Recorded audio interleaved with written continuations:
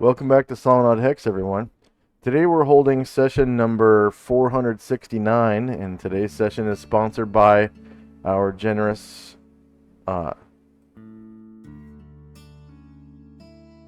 Patreon patrons and anonymous donors. Thank you very much, donors and patrons, for your generous pledges and donations. We wouldn't have dynamic lighting without you, as well as some key token packs, including the token pack I most recently purchased to replace the images that disappeared in the Enervia City Citadel. So I did purchase that token pack and rebuilt the castle and everything. To this time it's to scale. I think the scale was kind of messed up before, so I kind of repaired the dynamic lighting lines on that and everything. It was only off by a little bit. Players at this time, if you haven't already done so, go ahead and add 469 points for showing up on time. And quick shout out to Low505, friend of mine in chat. And one of our most loyal viewers.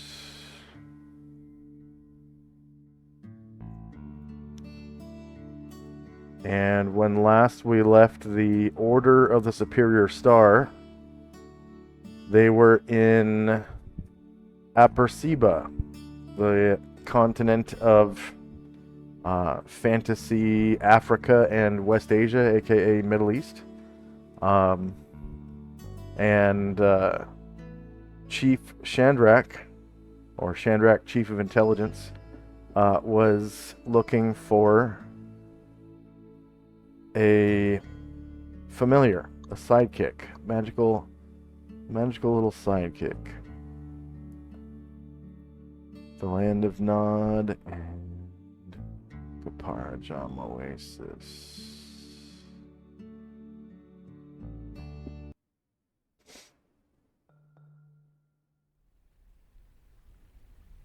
Alright, so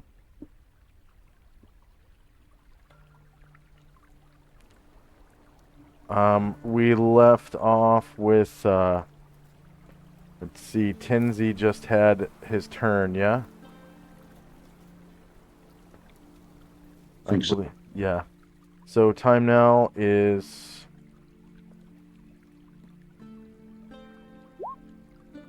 10:02 p.m. October the 19th, 11 AE5.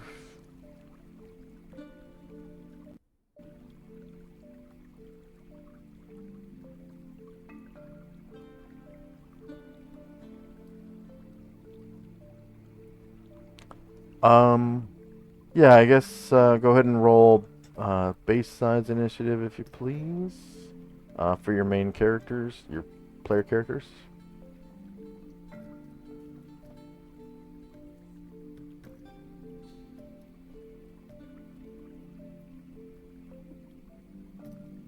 And need to roll from Tenzi real quick. So I guess you guys couldn't see yourselves on the turn order tracker, yeah? Okay.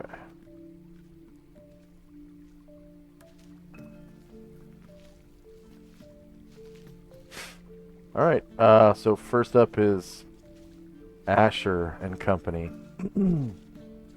So, having heard what Chandrak intends to do, yeah,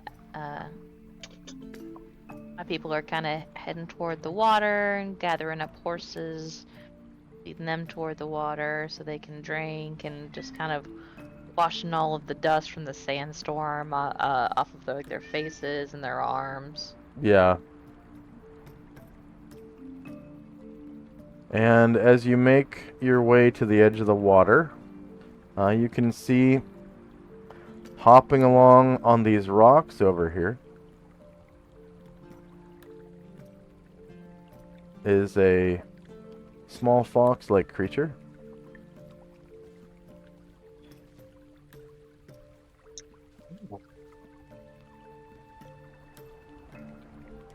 Um, with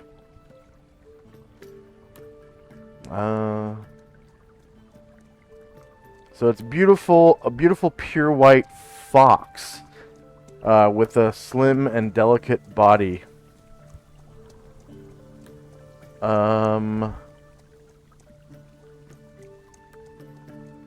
It has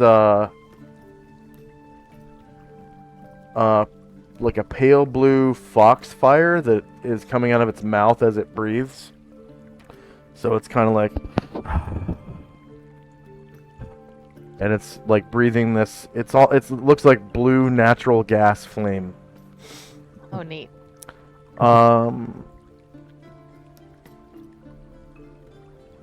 And it's just kind of chilling on that rock out there. And Sure. Yeah. there's also one second. Just kind of blooping around on the surface of the water. There are several jellyfish-like creatures. Kind of like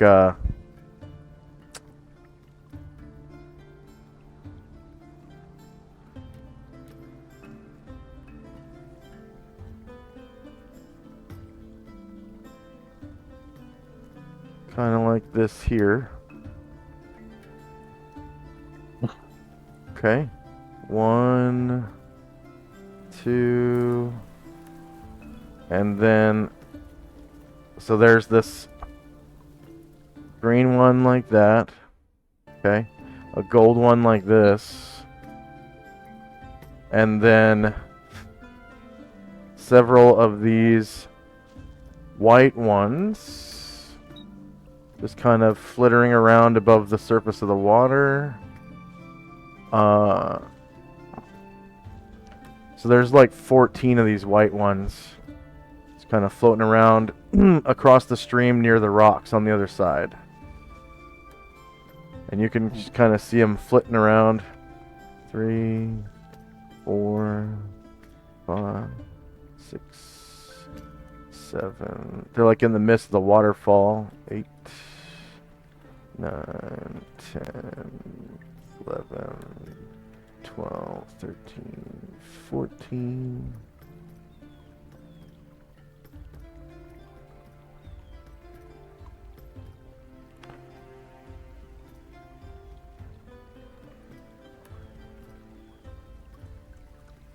And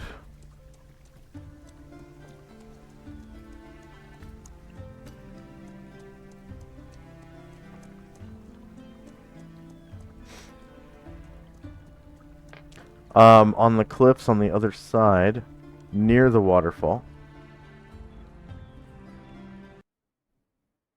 you can see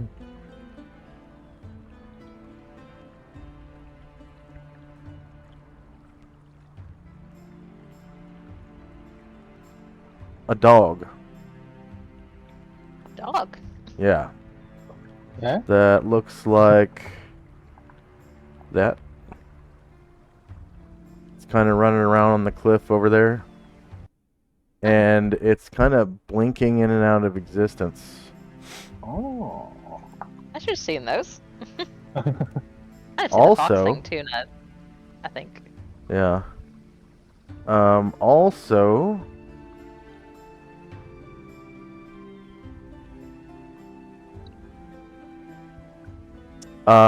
down here on the south end of the map,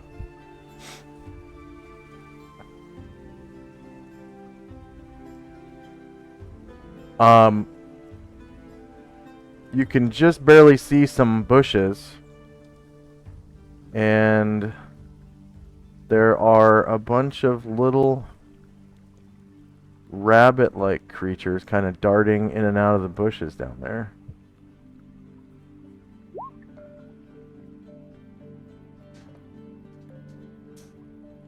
There's about 12 of them. 3, 4, 5,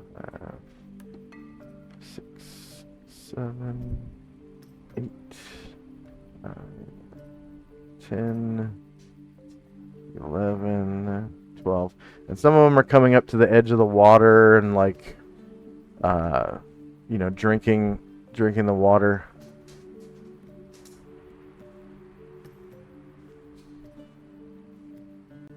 And they're multicolored, so there isn't. Let's see. Multi-sided, random side. So you have some blue ones, some green ones. Some white ones. Well, I guess. And you notice that they have tiny horns on their heads, like a unicorn. Tiny little alicorns. And that's not all. So, kind of fluttering.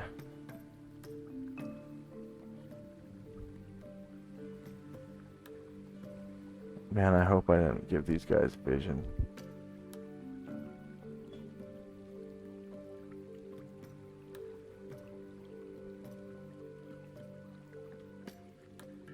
I'm getting really lagged out for some reason. I did. I gave them all vision. Okay, off. 6, 7. Okay. 1 second. It was a lot more than I expected. Yeah.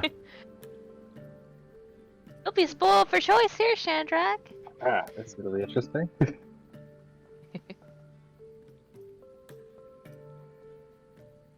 Okay.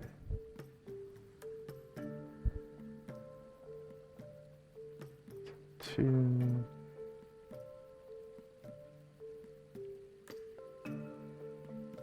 Three. 4, 5, 6, 7, 8, 9, 10, 11, 12. Okay. And yeah, they are all different colors. Well, there's 3 different colors. I shouldn't say they're all different colors. There's some pink ones, some green ones, some white ones. Okay, and then also, let's see if I can find.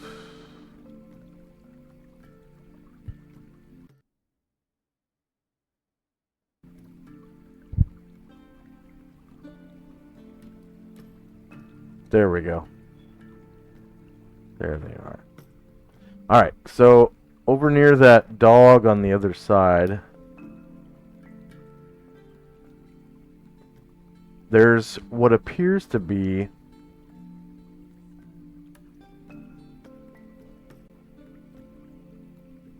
a small, it looks like a red dragon, but you can tell it's fully grown. Okay, it's up higher above the dog on like the next cliff up, and it's about 4 feet long, and it's winged, and kind of like the fox-like creature, it is sort of like breathing hot air, and it's using its wings to like fan itself. And you can see, the mirage effect of when hot air rises off the hood of your car and it like makes the air kind of blurry. So the air around it is kind of blurry, and it's like fanning itself like it's really, really hot. And then over the water,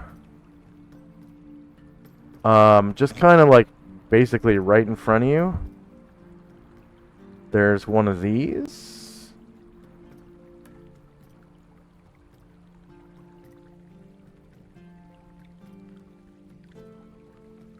Okay, so it looks like a little, like a tiny little dragon with gossamer wings instead of mammalian wings, like normal. Ooh. It's it's like a foot long. It's tiny. Okay, and then kind of nearby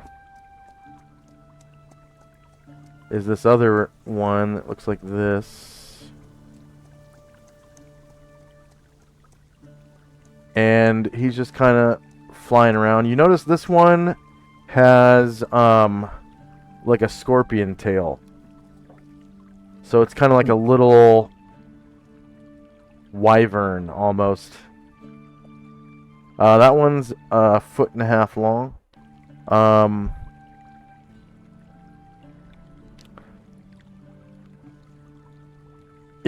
I guess it also looks like a miniature red dragon. It's like a red brown as opposed to the deep red of red dragons. And its tail is about 2 feet long. Longer than the little dragony creature itself, and it's barbed and very flexible. It has a barb on it. Okay, what does Asher do? So yeah, upon seeing all of this, she'll still continue along her course. You know, she directs people like, make sure we water the horses, everybody get cleaned up, keep a good distance from the creatures. That's who she's directing, like her hedge people and follower, and Don't feed the animals. yeah, and she looks at Chandrak and says, well, you chose a great spot. This was a pretty magical place when we visited last time, especially coming in from the desert, but it's even more populated than I remember. Hopefully this will be a good place for you to find what you're looking for. I think I've definitely found what I'm looking for. Couldn't have done it without you, Karangor Baron. Thank you. She winks at him. And yeah, that's what we're gonna do. We're gonna start leading horses and in and up and watering horses and let Chandrak kind of look around for a friend. Yeah. Alright. Chandrak and Company.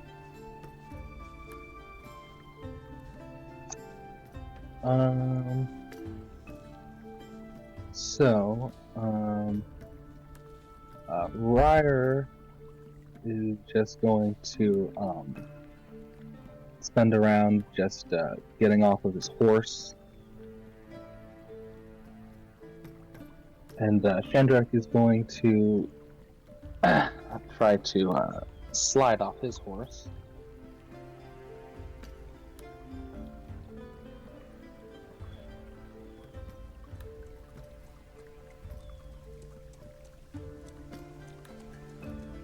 And Chandrak smoothly slides off his horse, and I lead him to the water. Well, actually, I slide him off the horse, and then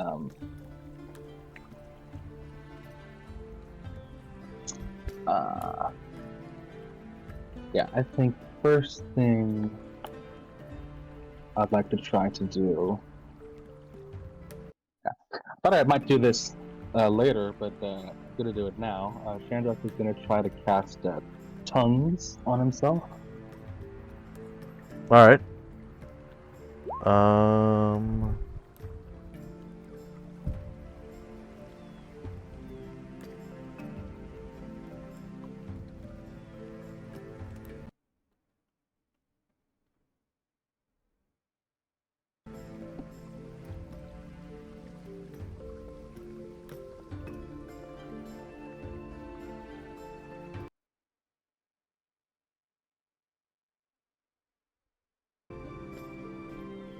And the duration is 13 rounds. Yes. Alright. Spell enables the wizard to speak and understand additional languages, whether they are racial tongues or regional dialects. Does not enable the caster to speak with animals. The spell enables the caster to be understood by all creatures of that type within hearing distance, usually 60 feet. The spell does not predispose the subject toward the caster in any way.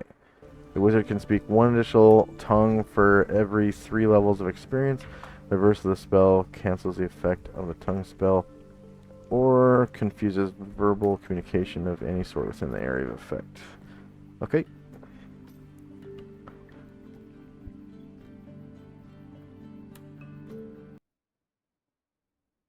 And if I am allowed to talk this round after that, Chandrak would look over to that fairy dragon similar to Karen Glory and say, "Hello, my name's Chandrak. What's your name?"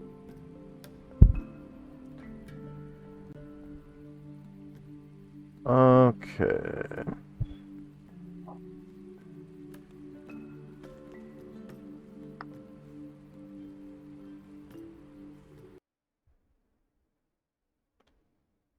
Alright, so what language? Says you can speak 4 additional tongues in addition to the ones you're proficient with. I mean, can I just speak to it and like? I'm not exactly sure what language it has. Like, I mean, it looks like a dragon. But... No, I mean, what language do you speak to it? Oh, that okay. Yes. When you said hello. Yes. Yeah. It seems like a dragon. So, just if I can speak Draconic, I guess, or dragon. Okay. It looks at you intently and blinks its eyes, but it doesn't respond. And it's like hovering. It's like, yeah. And as you stop speaking, it actually flips upside down.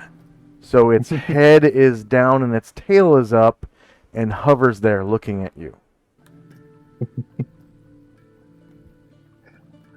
Chandra kind of smiles and giggles. And, like, that's a good trick.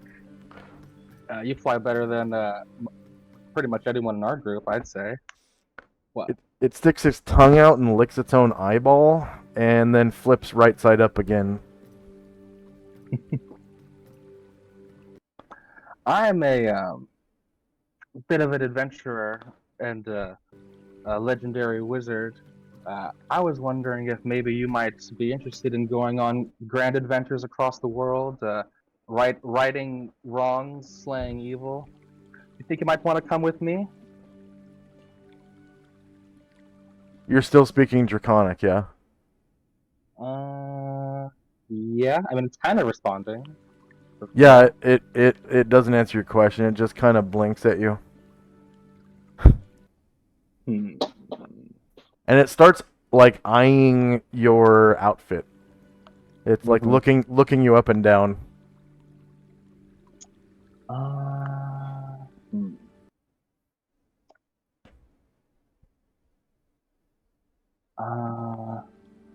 Okay, how about I'll try to, I guess, I mean, it's dragon and fairy-like, so can I speak, like, fairy at it? And say, how about now? Can you understand me? And it okay, so it lets you speak and understand the languages, right? Yeah, that's what tongues does. Yeah. Okay. It does. It responds in the language of sprites and pixies. What the hell? It responds in the language of sprites and pixies.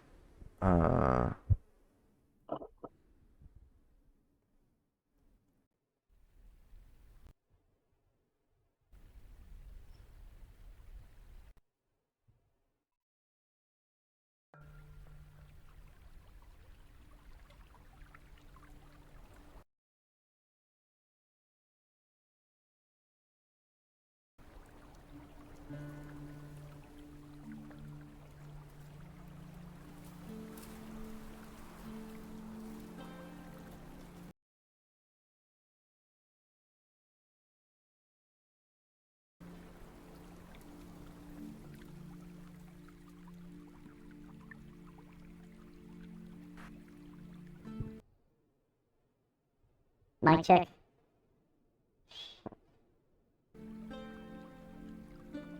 Can you guys hear me? Hello? Anyone hear me?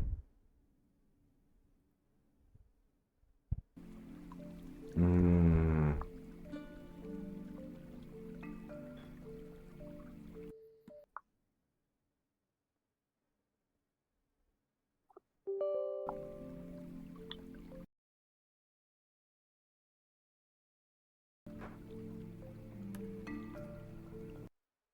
My voice changer.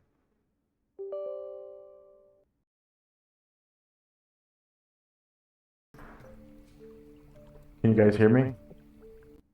I hear you normally. I didn't. If you had the voice changer on, I didn't hear that. Okay.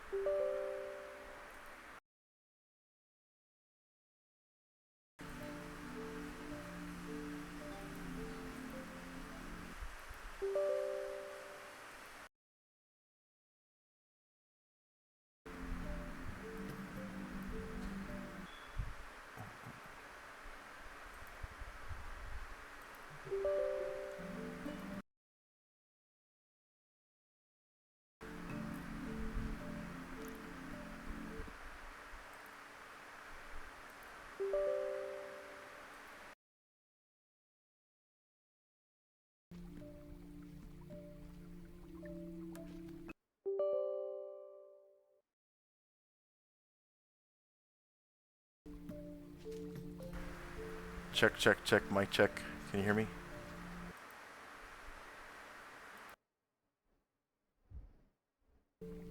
Mic check. Good. Okay. Yeah, you're normal.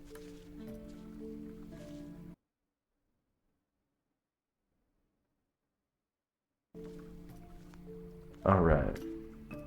So it says...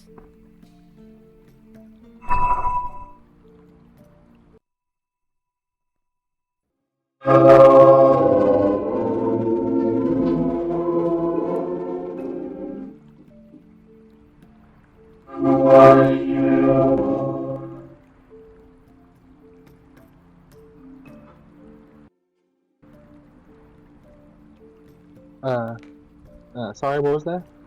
Can you understand me? Weird It's a little reverb. hard. Yeah.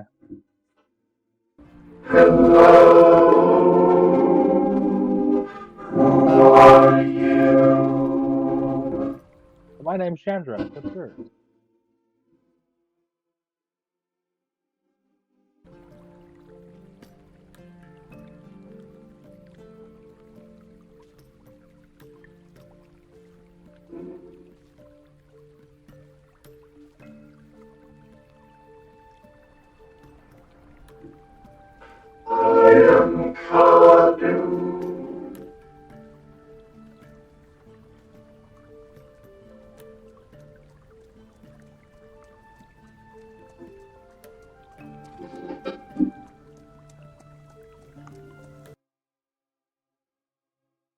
Kadu.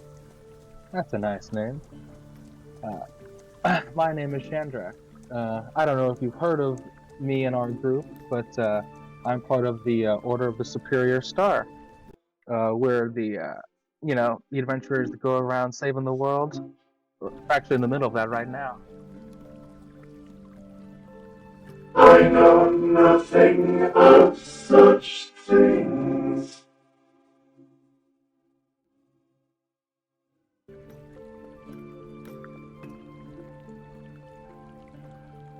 You said you have heard of or haven't heard of such things?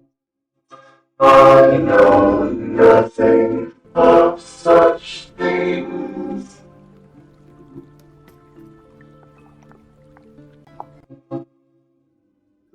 Sorry, it is kind of hard. It's cool sounding, but it's kind of hard to understand that. I know nothing of such things. Oh, okay, yeah.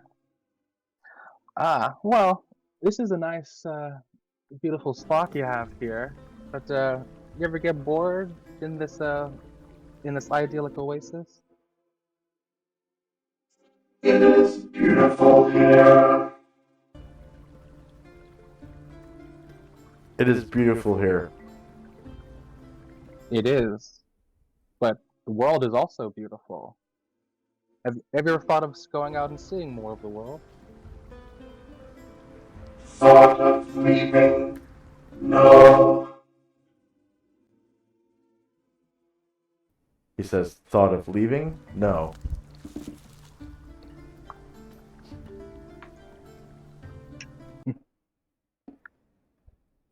Oh, think about it. There's so many more beautiful places than just this around the world. Are There's so there, many good foods to eat. are there places more beautiful than this?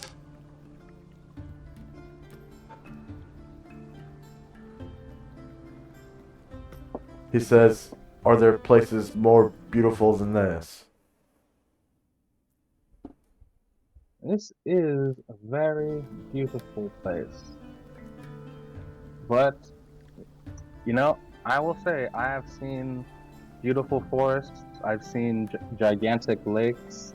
I've seen vast oceans. It's hard to say what's more beautiful than the other, but there are certainly different beauties out there. Lots of beautiful things to see.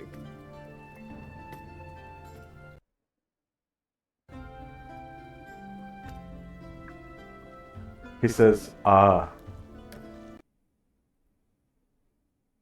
I'm a wizard of some renown, and I was wondering if you might want to come with me to be my friend and familiar. We would be great companions, and there's all sorts of sights I'd love to show you, and great foods too. You ever have ramen before? He turns his head, says no. Oh, I think you'd love it. It's a big dish full of flavored water and meats and all sorts of veggies. I don't eat meat. Oh, well, there's vegetarian varieties. The broth is delicious. Broth? Is that like honey? Sometimes it's pretty sweet. I have had some. You can add honey to it. Oh, I love sweet.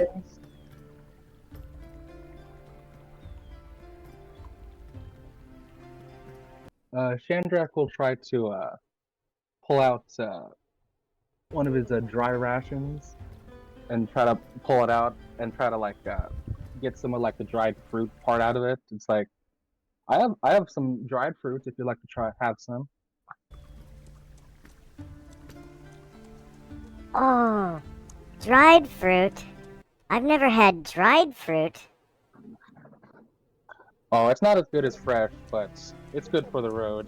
It lasts a lot longer. Would you like to try?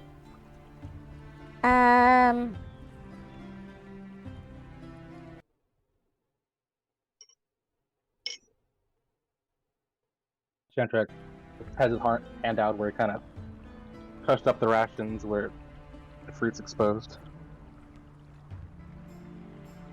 I'm not hungry. I just ate.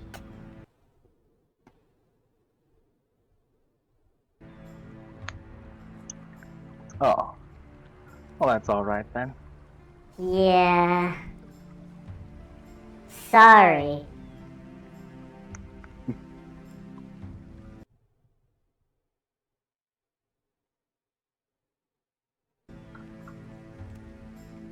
But what do you say about what do you think about coming with me?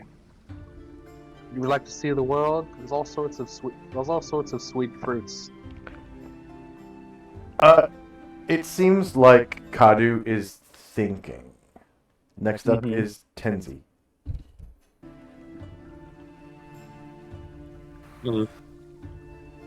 Zalmond and Ruckus are by the stream. Zalmond's cleaning off his armor. He's taking off his helm and washing his face. Ruckus getting a nice drink of the water. Tenzi has dismounted, so he'll come over to the shoreline as well, where he can find some room and start to. The little fox leaps across the water onto this rock that has glowing arcane runes written upon it.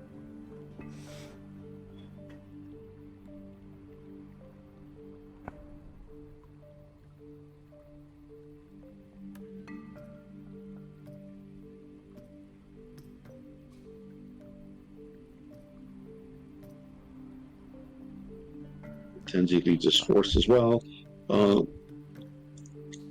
Ashra will note that, and he's going to kind of fly a little bit and hover over here. And he will observe the animals or the creatures here, and he'll keep his mind open to see if any try to communicate with him telepathically. Yeah.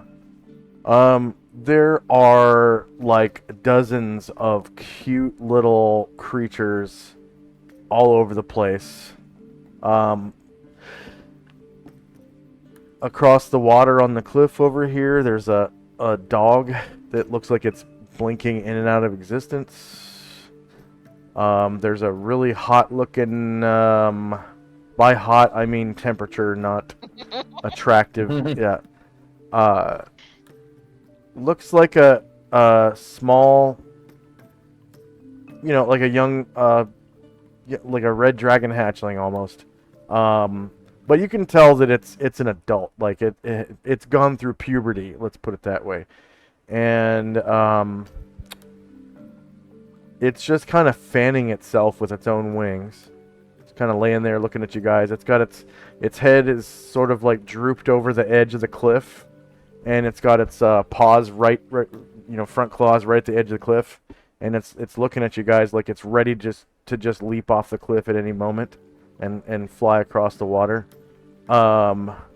It's not like doing, how cats do that like weeble wobble right before they lunge. It's not doing that. It's just laying down and it's fanning itself with its own wings. And then you have these weird jellyfish things over the water. There's one gold one, there's one green one, and then there's like about a fuck ton of these white ones over in the midst of the waterfall.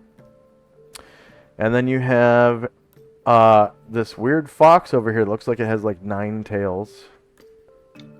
Okay, so this small tiny white fox. And then at the southern end of the map, you have all these little horned rabbits just kind of chewing on the roots of these plants. There's pink ones, there's blue ones, there's green ones. Well, I guess the blue ones are white, actually.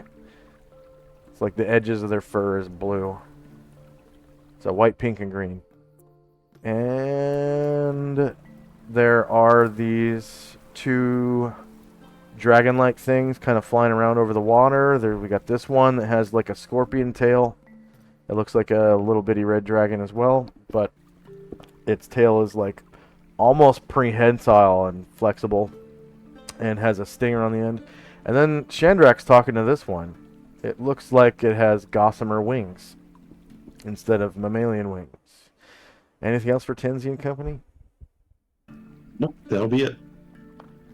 Alright, end of round. Time now is 10:03 p.m. The light of your necklaces is casting over the water and kind of lighting things up. And next up is Asher and company.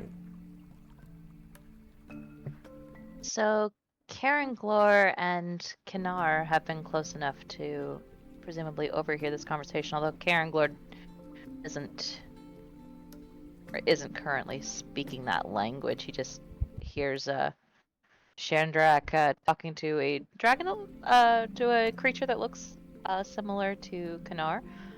So he's gonna telepathically say to Kanar, I do not know how it is going.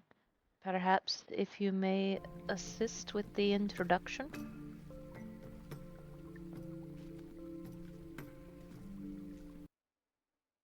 And he's basically gonna kind of step over a little bit and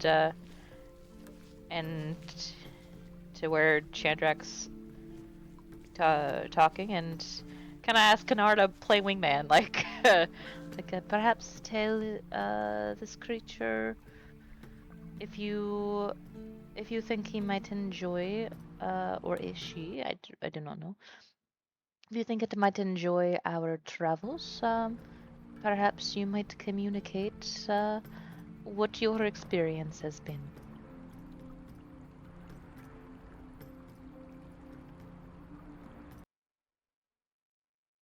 Sorry if you can hear And yeah, my look Kanar familiar here. Kanar you. Kanar says, Yes, of course. And Karen and Gloric gives him a little rub on the head with one finger.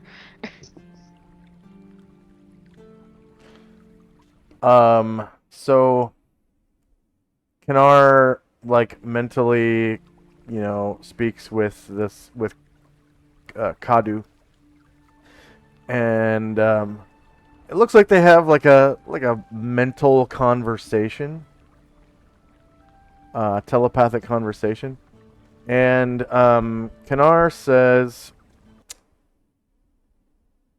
in the Elvish tongue, of course.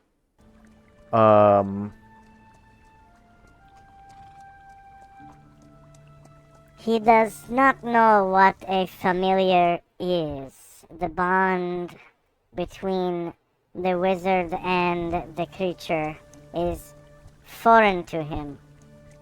Perhaps it would be good if Chief Chandrak would just get on with it.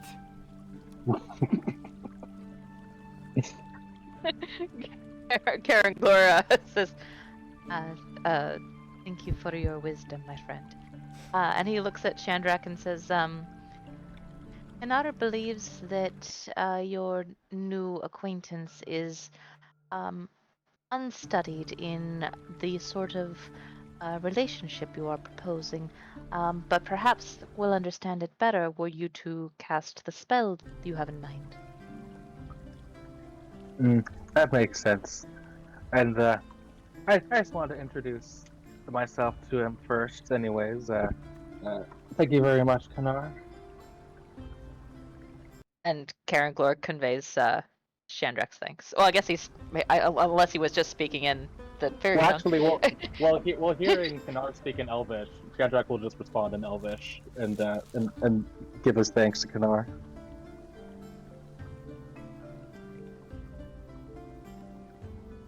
And that's good for me. Okay. Chandrak and Company. Okay. So Chandrak and Ryer as well began casting Find Familiar. Okay. Go ahead and roll the template for that. And if I'm not mistaken, it takes a full turn to cast. It can. Now it takes a while. It's very Casting time is 13 hours. Okay. Yeah. Yeah, because I remember us camping overnight when we had cast it before completing the scene. And a little bit longer for Ryer, 15. Okay. Oh, Ryer's casting it as well? Yes, yeah. Alright. He got Find Familiar, so he's also going to try to see what comes to him.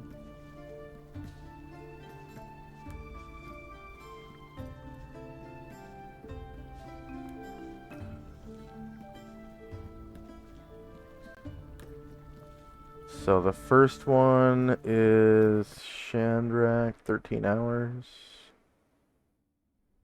And then 2 hours later, Ryer.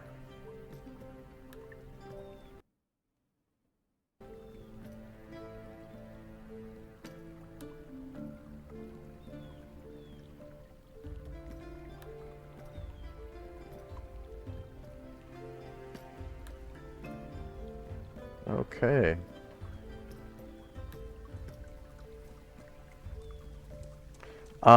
Do the other characters want to do anything in the meantime? The only other thing I would like to do is Moen kind of goes over to Bombosa and says, "Hey, I see you got that necklace with the light on it. Where'd those come from? You got another one of those?" I got them from the priest, Jim. And let me see if Jim's close enough to hear. Probably. Oh, where are you guys? Ah.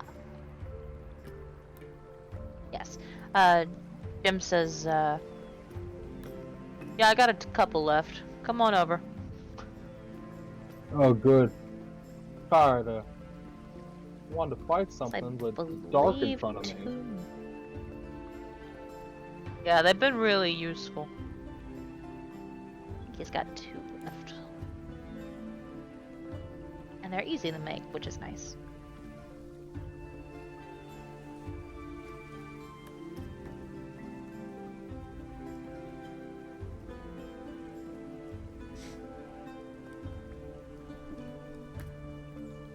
Oh, 3. Alright, now All right. So, no one does anything in those 13 Yes, hours. Okay. Before midnight, Tenzi will go to Ashriel and ask if he could help him. He's got skill eminence and he's not able to use it to best help the party, so we'd like to have that changed to another slot of Spring, the martial art talent Spring. Ah.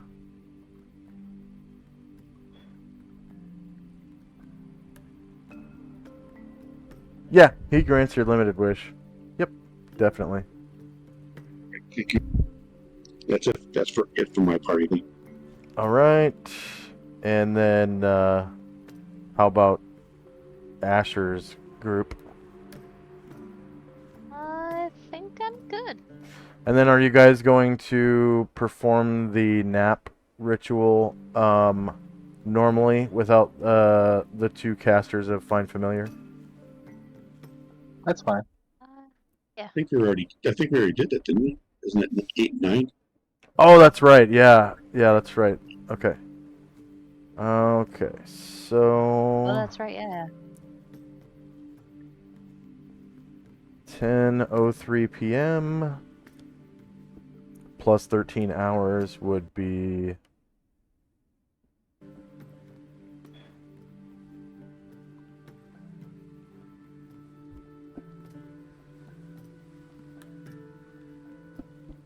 see here. I think you're in the tropical desert now.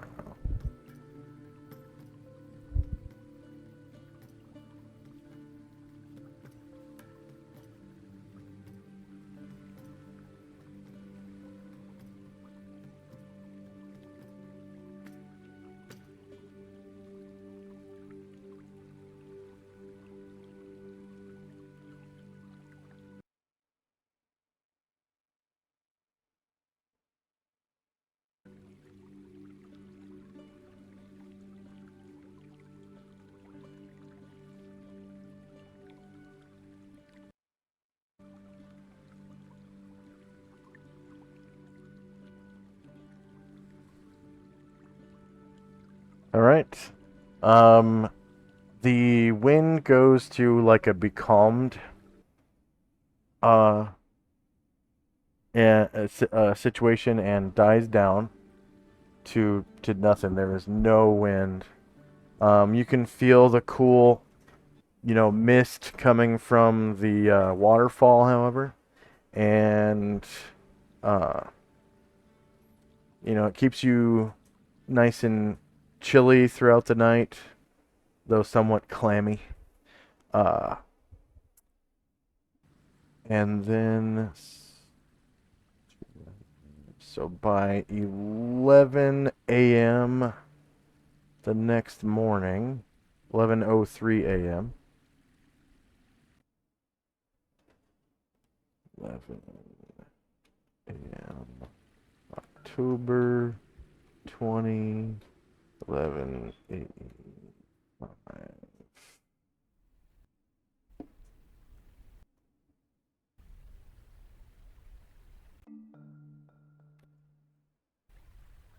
Okay, Shandrak finishes his ritual at 11:03. Here we go.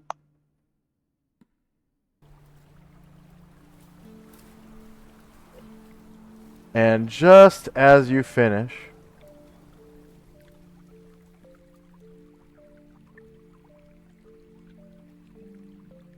you feel this magical pull compelling some of the beasts around you to approach you in obeisance. This multi-tailed fox hops across the water and bows to you. And this super hot looking dragon hatchling leaps off the cliff and lands right at the edge of the water, and you can see the edge of the water heating up and boiling underneath its feet, and they both bow to you. And it would seem you have a choice between this kitsune and this fire drake. I feel the pull coming from these two. Yes. Well, Okay. your pull lassos them in. Okay. All right. Well. Brainbox kind of walks away over here and starts chewing on this bush. Well, I think Shamdrak will kind of come forward, kind of reach his hand down, and start to pet the fox. And you can hear the kitsune whine under the touch of your hand.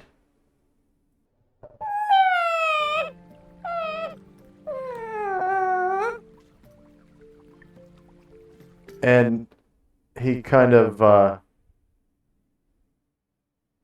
after you pet him for a second, he kind of like rotates his head around, and he puts his mouth around your hand and licks your hand inside his mouth.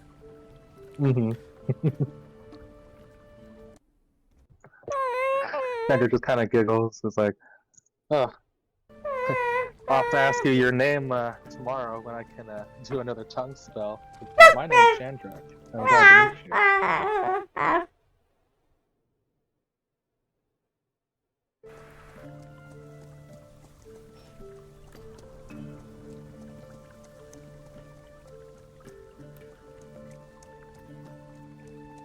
And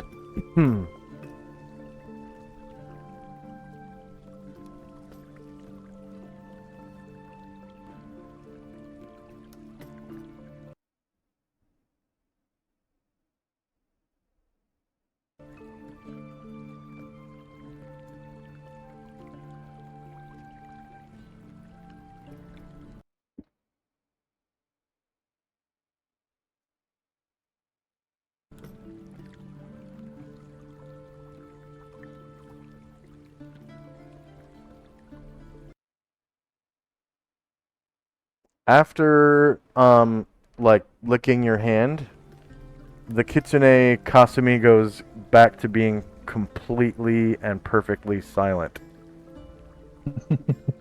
And you can feel it sort of weaving back and forth around your legs and in between. And it's kind of like rubbing its fur against the legs of your pants. And it kind of stops right in front of you and looks up at you, and then kind of gets up on its hind legs and puts its two front paws right on the front of your girdle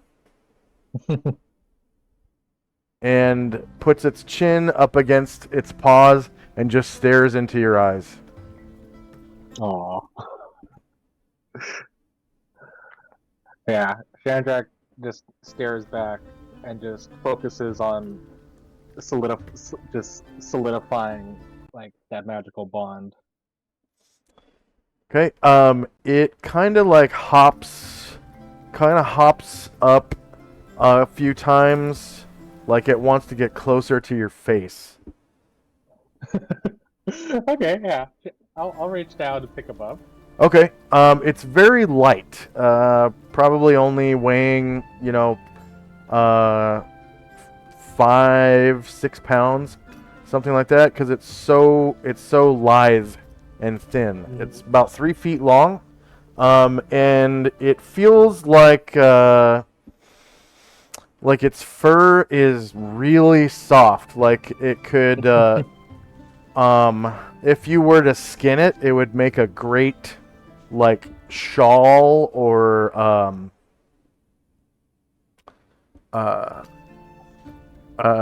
cloak, or not a cloak, but How It could will you be a say good that burn about for my this familiar? interaction. How could you say that? and the animal kind of like breaks its way free from your grasp, and it sort of gets up onto one of your shoulders, and it like walks itself across the back of your neck and lies down on its Yeah. side over the back of your shoulders, so that its tails are hanging down the left side of your chest, and its rear feet as well come around the left side of your neck, and then its front paws come around the right side of your neck, and it you can feel its warm breath on your ear, and it sort of like tickles your cheek with its cold nose, and it gives you like a little Aw. lick. Oh, that's great. I gave it a big old scrunch and just rubbed my cheek in it too. Just like, oh, this is great. I think this might even be better than the dragon. You're great. So Not better than the dragon. the Kitsune Kasumi is now bonded to you. While you are holding it in that way, while it's wrapped around the back of your neck, you gain 20% magic resistance. Fuck yeah. You Alright. you get an additional +3 to your reaction rolls. Plus Ooh. 3. +3. Not +1. Not +1, +3. No. Not your dexterity reaction rolls. No, This- I know, but familiars usually give you a +1. Does it give you a +3? No, this one gives you +1 dexterity reaction roll and +3 charisma reaction roll. Oh. Yeah. Okay, that's interesting. Yes. I mean, he is adorable. He is very cute. That tracks. Yeah, people just look at it. It's like, oh, this softens your heart. And the reason for that is because it's so beautiful. Yeah. Yeah. Awesome. So Damn. it's essentially increasing your charisma. Mm-hmm. Nice. And yeah, it's a small creature, 3 feet long, and it's very, very light, about 5 pounds. And yeah, 20% magic resistance. Do you have magic resistance already?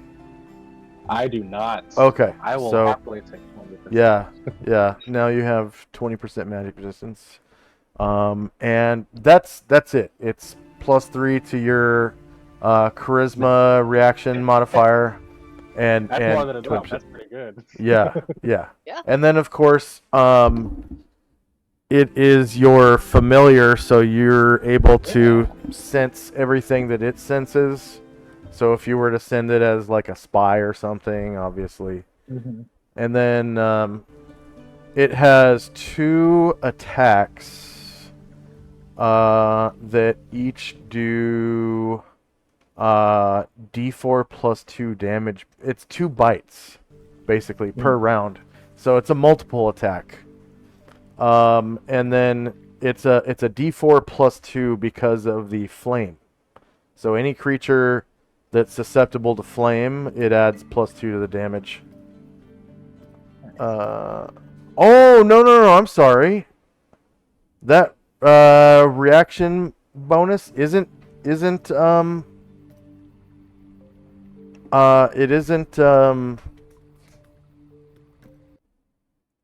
charisma. It says they are perfectly silent even when fighting, and their speed and agility give them +3 to any reaction rolls and allow them to use their bite attack twice around.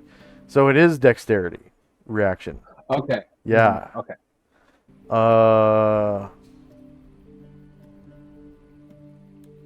Right. So that means now you cannot be surprised unless the enemies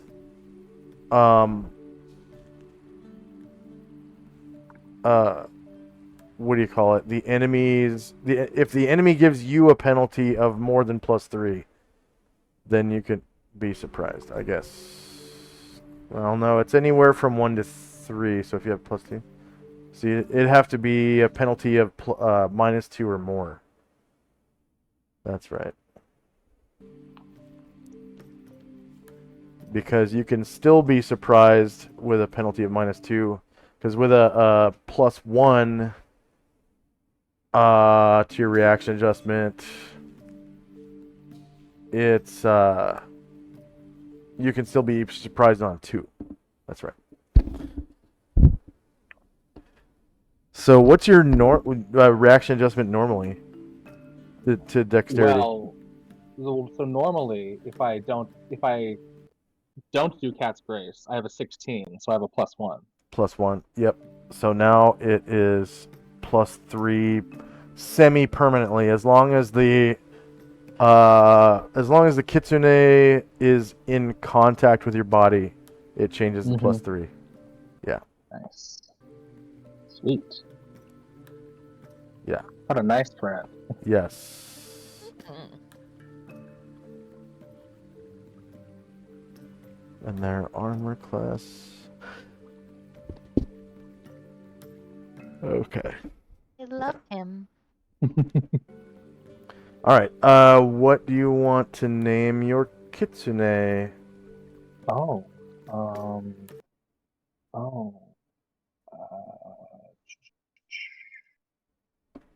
Oh man.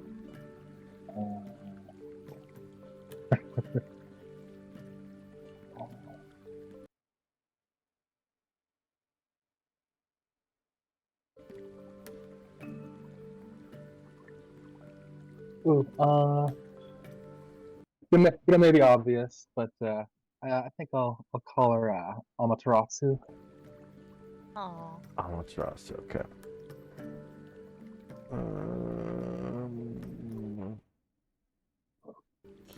Let's see. Edit. Duplicate.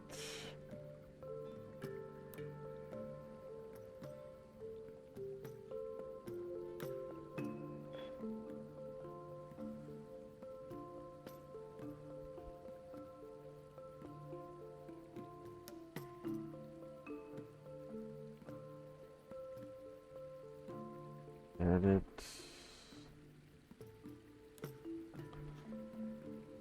So Amaterasu, the Kitsune Kasumi. And in players' journals, Shandrak. Edited and controlled by Shandrak. Save changes.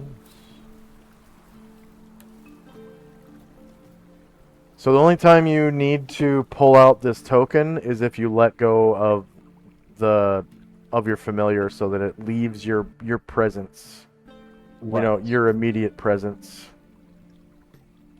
Basically, anytime it loses contact with your body is when you pull out the token.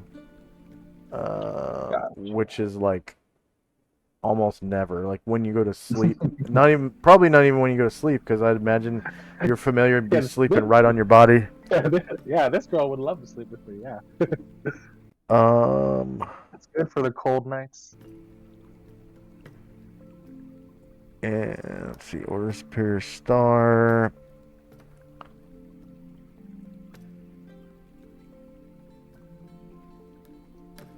And this one is...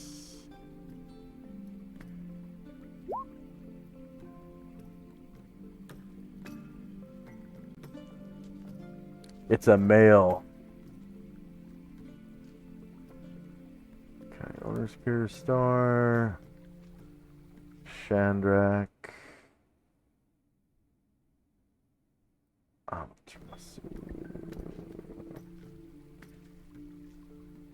Okay.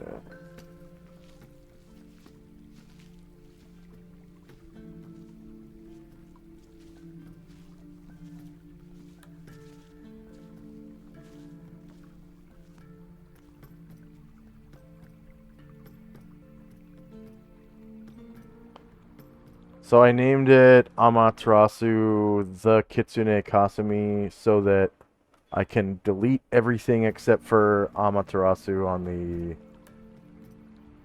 token. And then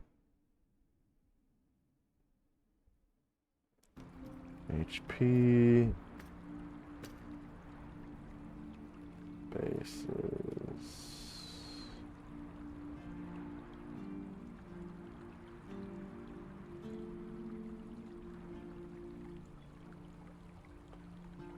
AC.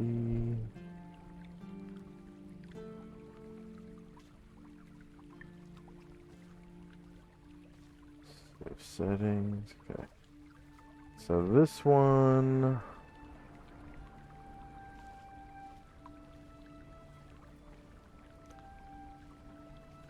has 13 HP,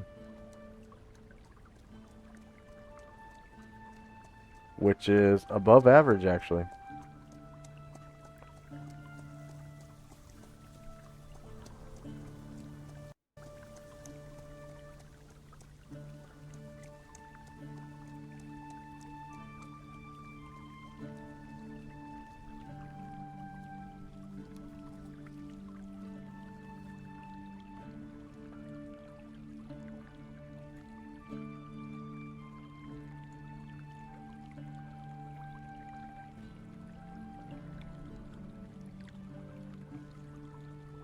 And you get 25 points per class for the use of the spell.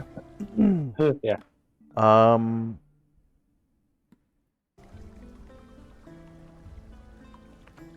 Yeah, so Kitsune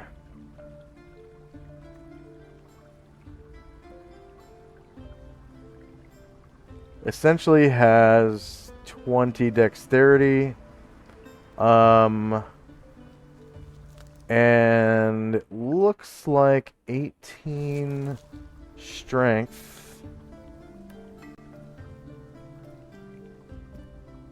So there's Thaco. Let's check. Thaco is 19, so that is, I think, Thief. Yeah, they have Rogue Thaco. And 18 strength.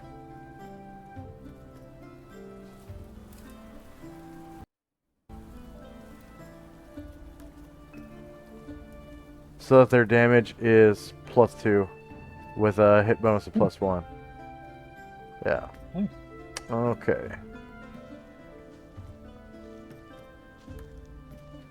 And then, you know, con, wisdom, and charisma are all normal. Intelligence is D3 plus 8, apparently. So it's different at different times. Yeah, 20 dexterity. That's okay. That's kooky. Okay. And it moves at 18. 6 AC.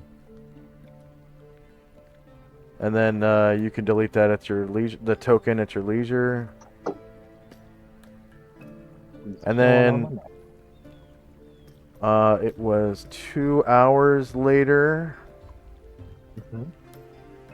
So time now is 1:03 p.m.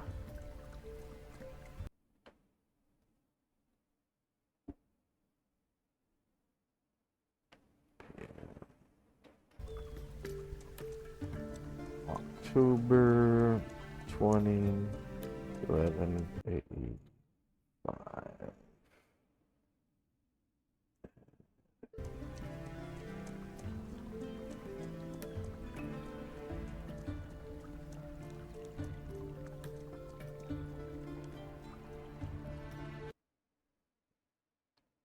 All right.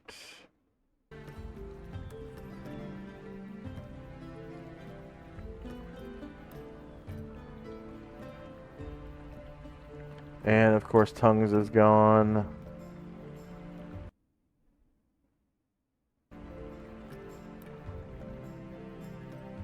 And another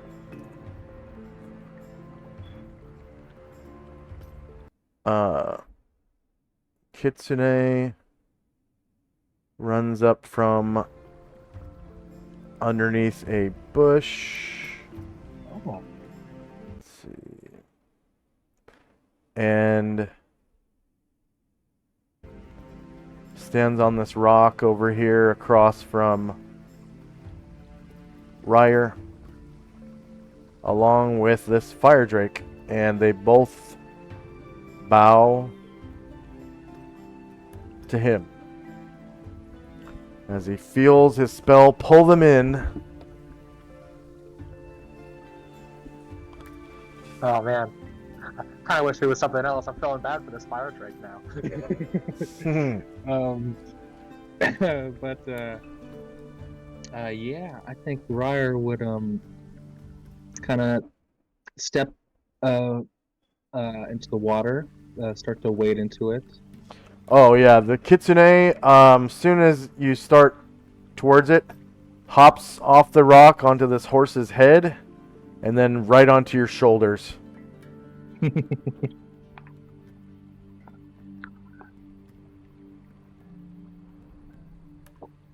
And makes the bond. So now Ryer has 20% magic resistance in addition to his 30% half elf charm resistance. So whenever you roll charm resistance, you get plus 20. Nice. And then your regular, like, general magic resistance is 20%. And you get the plus 3 to your dexterity reaction as well. Dex react. So that's semi-permanent bonus. So it doesn't. It's like not cumulative with Cat's Grace, obviously, because Cat's Grace would override it. But it will it doesn't go below plus 3 as long as you're in contact with your Kitsune. And then what do you want his Kitsune to be named? Well, I wasn't expecting the second one. Do you have a random generator for kitsunes? I have a name generator for Adrian names, and there's basically like East Asian names and West Asian names. It's basically Chinese names or Japanese names. How And it's about fantasy. It's fantasy Chinese and fantasy Japanese, so they're not. They're based on real names, but they might not be actual real world names. yeah.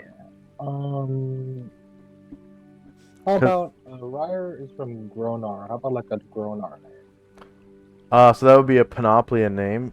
His kitsune is male, but it doesn't matter. You can give a girl name to a male kitsune. I mean, do you want to give it a male Panoplian name? Yeah, sure. Okay. How about Garridan? Ooh, can I see what that looks like? I like what it sounds like. Garridan. Yeah, that sounds good to me. Okay.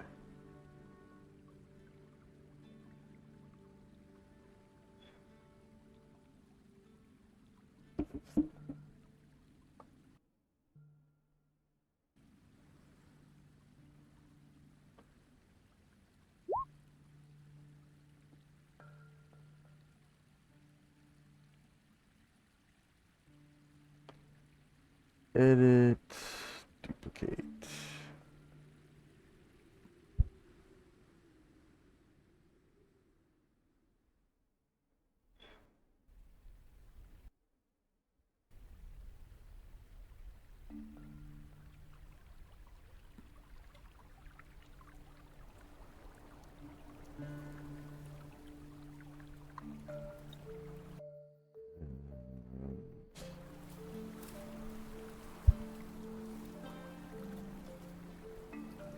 Fun copy of Kitsune Kasumi. There we go. So edit.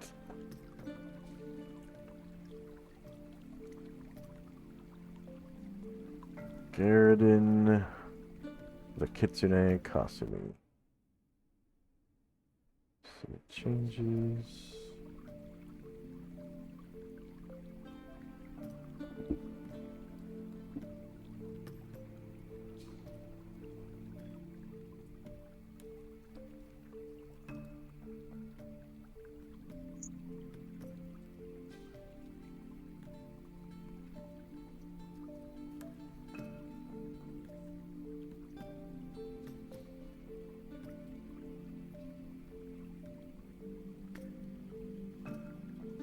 Garridan, Kitsune Kasumi.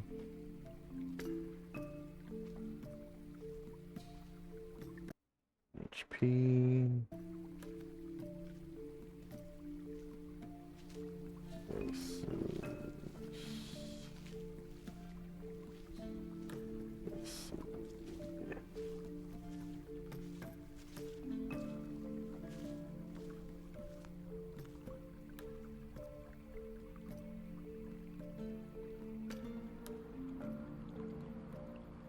And Garridan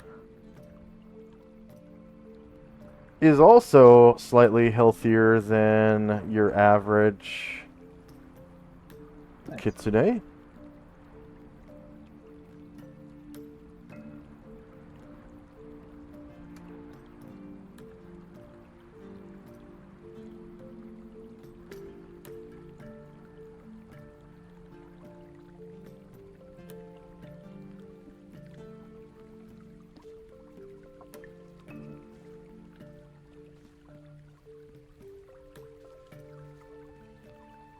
Edit.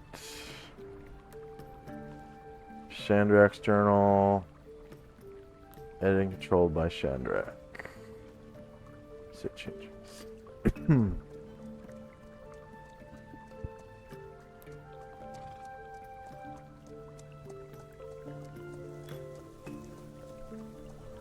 Alright, and you can delete that token at your leisure. You should have control of it now.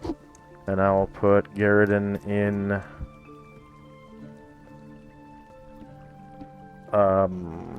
his file. Let's see. Alright. Order of the Superior Star.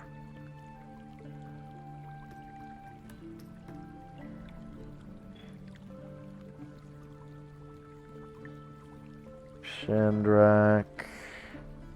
Ryer the Black. Garridan.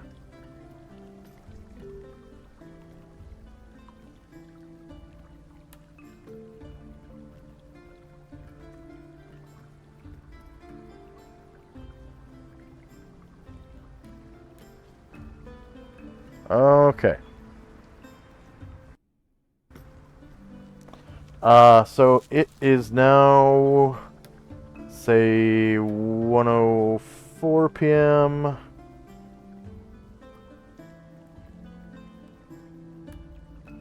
And first up is Asher and Company.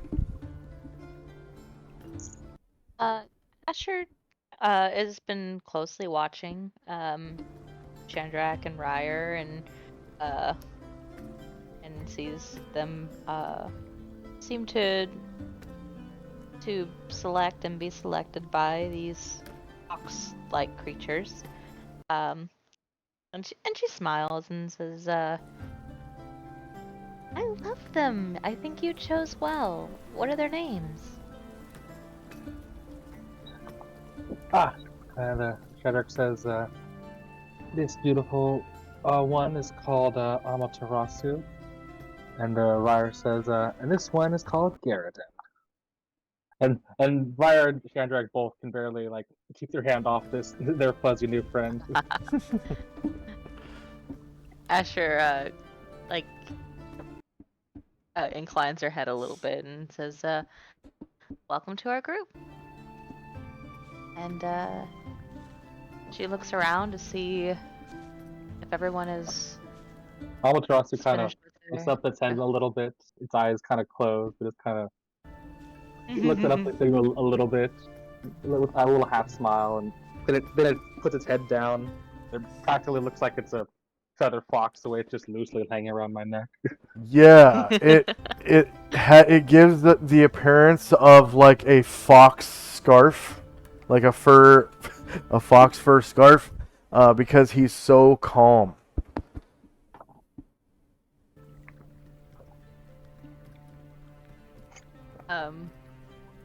Yeah, so Asher will look around and see if anyone appears to still be up to any business and says, well, I'm so glad that you were able to accomplish your goal. Thank you for telling me about Okay. this wonderful oasis. Hard to forget, isn't it? It's beautiful. And she looks a little, like she kind of frowns a little and says, I know we have to get back to business, but I do hate to leave this place. Yeah, it was a nice reprieve. And she looks around and says, well, if everyone is ready to get back to the trail, then I'll ask Uh, Varen to take us back. Yes? Before we go, just real quickly, I would just want to double check this spell stone. I know you said it had read magic on it, but I'm able to read permanently, so I just want to double check the spell that's on this spell stone before we go. Oh, and Karen Gore says, the spell was the Find Familiar spell. That is where I Oh, learned fine. it. But by all Oh, means, have a look. okay.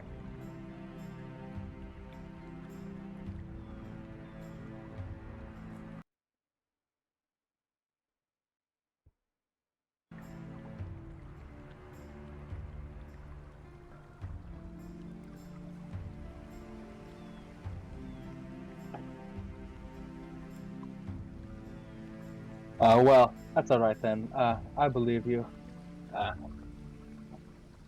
And I already have the. If that's the case, I already have that exact spell in my book now. I will not be offended, or I will not be offended if you choose to have a closer look. Our travels have been vast. It is possible I might have misremembered. Okay, yeah. Since we're here, might as well just be prudent. Okay, and so Asher will kind of start like, okay, guys, everybody gather up. Once Chandrak's finished, if Tenzi doesn't have anything, then we'll We'll all get ready. So everybody get your stuff together. Like just like camp mom.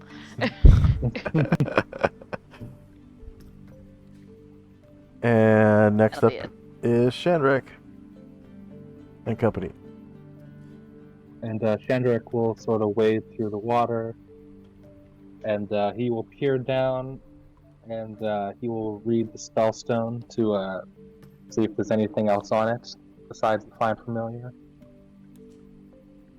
Okay. So I'm not even gonna bother putting read magic onto the tracker. It takes 1 round to read the spell. And it is, in fact, the Find Familiar spell on Okay. this stone. And there's just the one spell. I don't see anything else on there. Nope, just the one spell, and it's written really big. I mean, it takes up the whole top of the stone. You kind of have to like brush away some bird poop and maybe some dragonet poop. And you cast it and you're able to read it just right off the rip. And Alright. yeah, it's Find Familiar spell. So if you were going to try to learn it, it would be you would roll pages for it. But Yeah. as I'm good. it stands, it functions as a scroll version of the spell that's Oh. carved right That's into the rock. Yeah. And you can see that the language is glowing, like it has magic imbued in it, so that it's noticeable and eligible.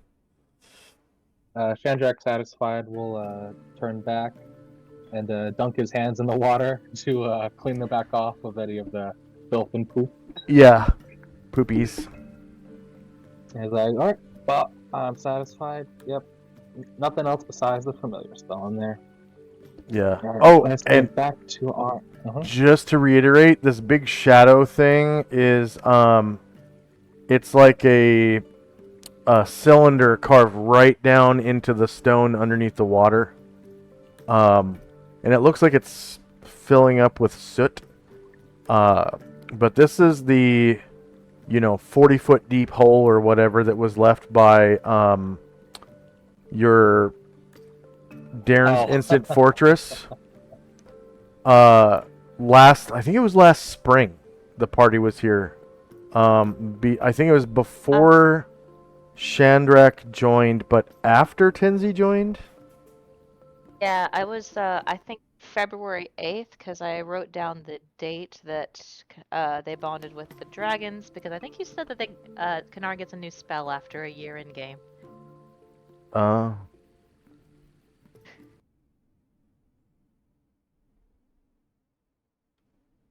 Okay. Next up is Tenzi. Hearing that we're getting ready to depart,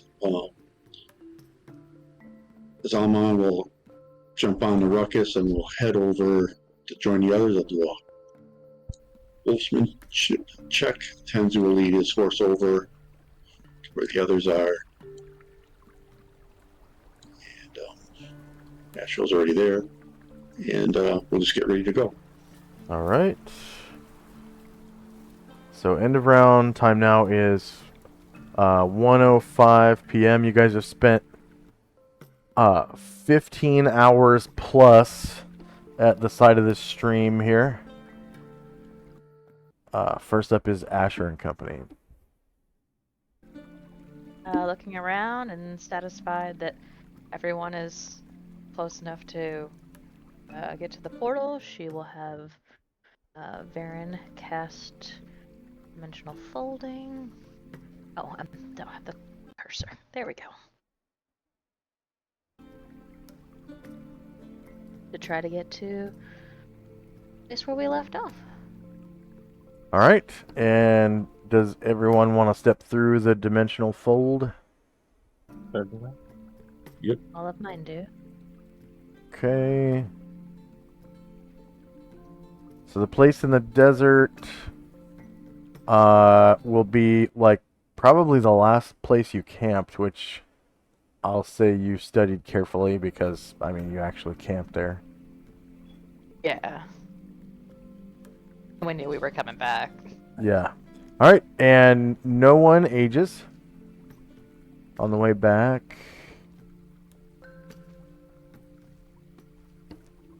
And world maps, there it is. Adria, Central.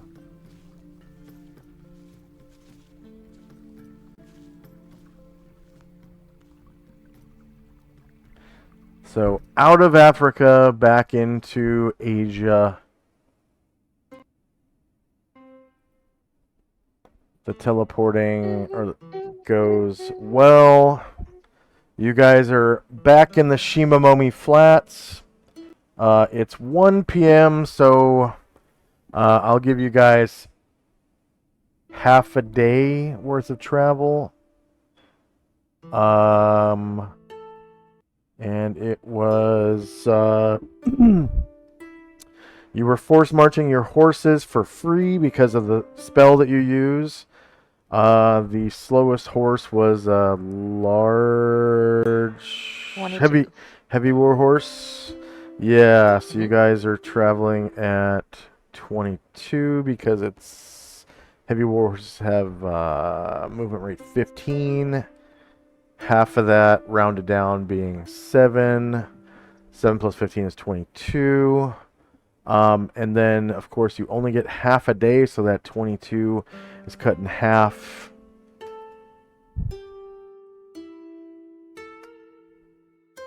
And then how many miles the party leaves the current terrain? We'll say 12-ish.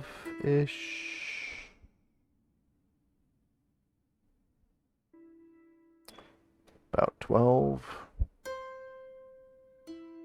In which terrain is the party currently traveling? So that's Desert Rocky. And you'll be going into not the plains.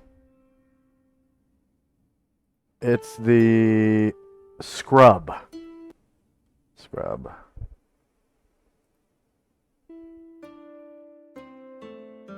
Okay, so you're able to travel 11 miles, but are there any encounters in that half a day? Tell me.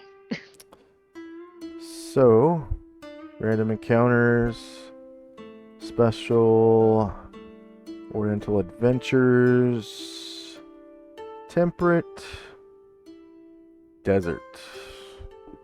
October 20th. 11 AE5, and it is fall. Alright, so when you guys... Just a second.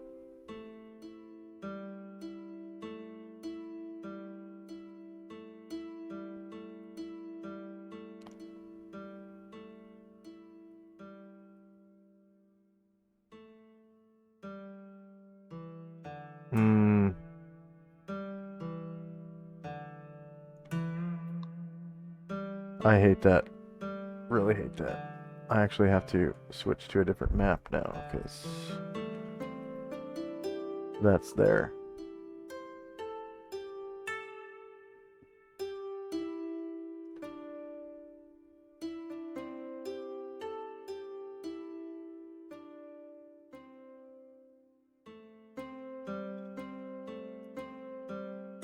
There we go.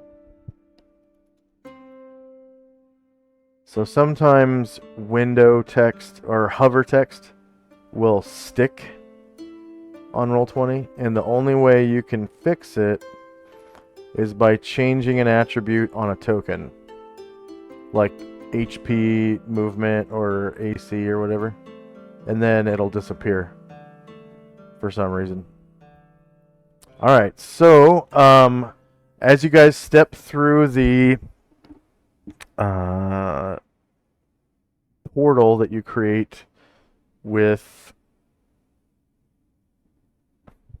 dimensional folding, you notice first thing that as you come through, there's a light breeze, and you're in the desert, but there's rain. Okay, so it's just a slight rain.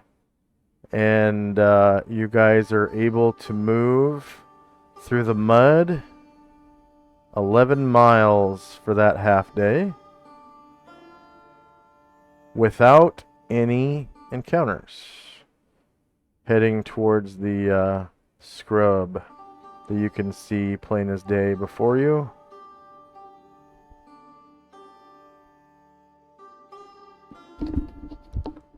All right. Go ahead.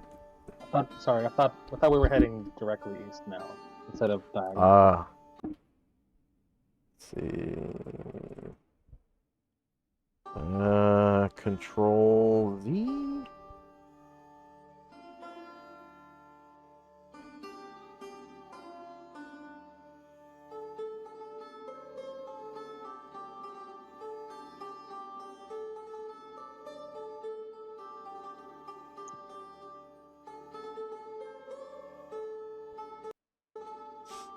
All right. And that's it for the 20th. Was there anything you wanted to do that night, Shandrak, before the nap? No. Okay.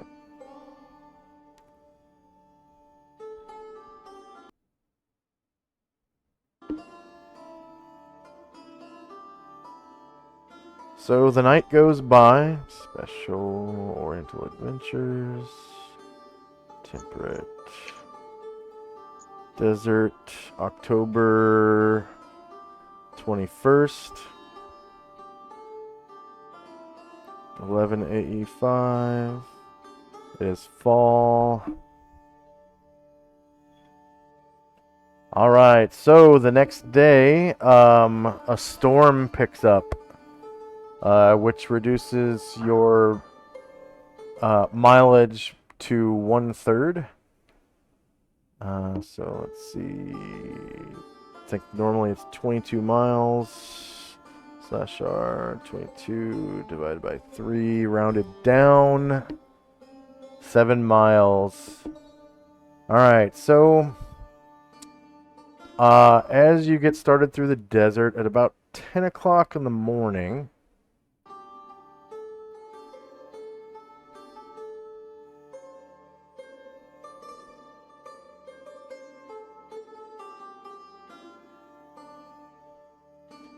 you come to a part of the desert that's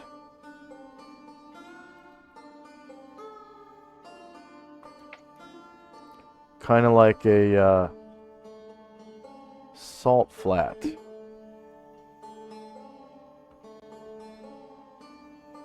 So I think I want to put world maps up here. There we go. Andrea Central. Oh wait, no. This is encounter maps. Temperate. Desert.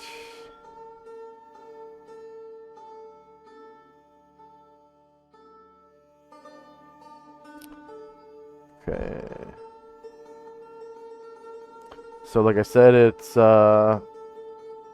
like a salt flats, and make sure dynamic lighting and daylight is on. Yeah.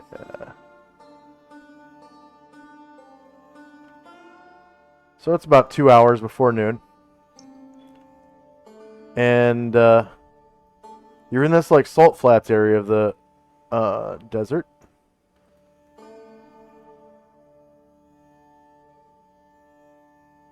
I'm going to put you guys over here. And you're walking along.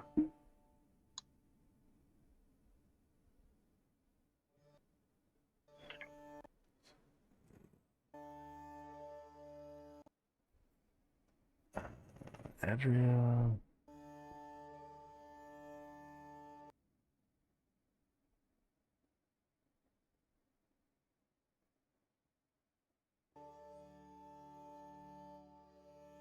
There we go. So you're walking along, and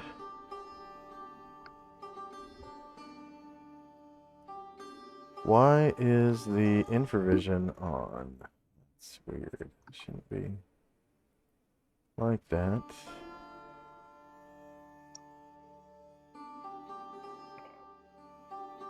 Daylight mode off. Save. And then back on, maybe.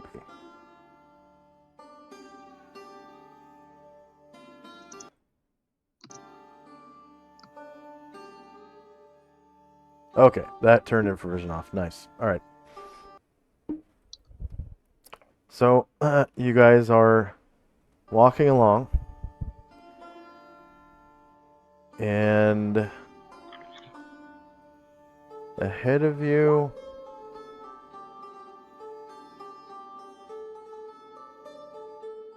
you can see in this storm. It's really rainy.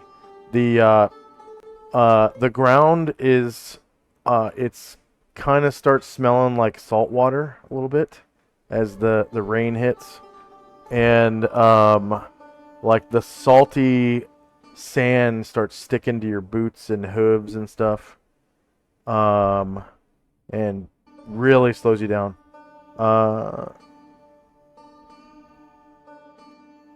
I'm gonna say there's no surprise. So desert.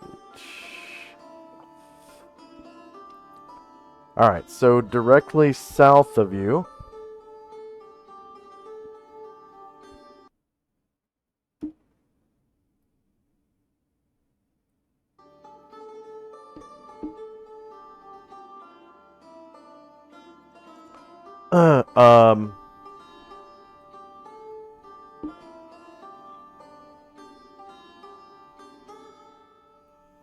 I'll say it's Moen. In the rain of the storm, you catch a glimpse of something. Mhm.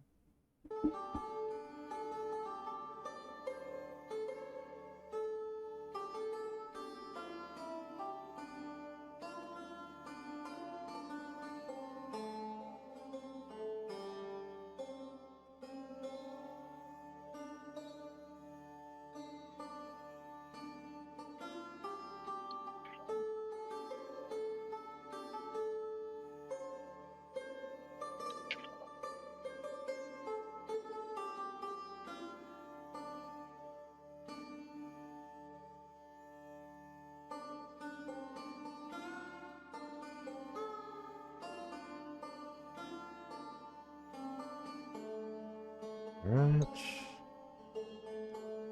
Something that looks like 3 statues.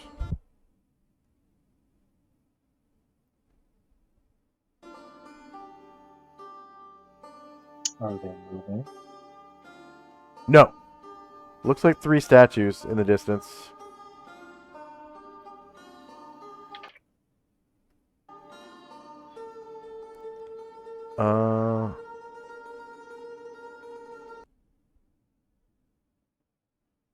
So that's 10 a.m. October 21st.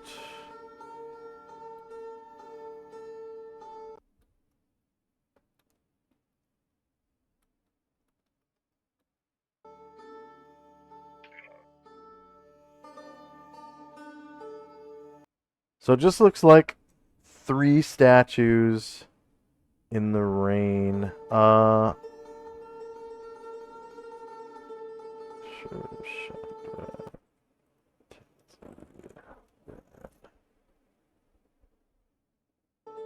What does Moen do? Uh,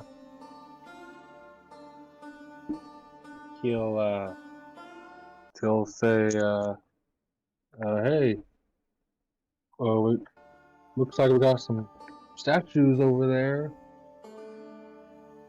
And hearing that,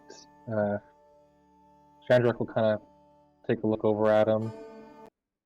And then Shandrak will look over at Ashrael and be like, do you detect any thoughts coming out of those things? He'll concentrate just to see if there's any thoughts coming from.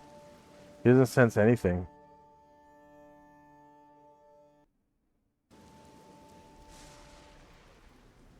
I sense nothing.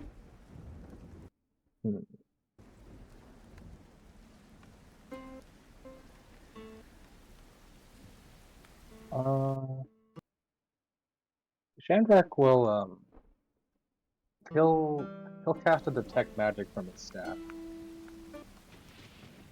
Okay.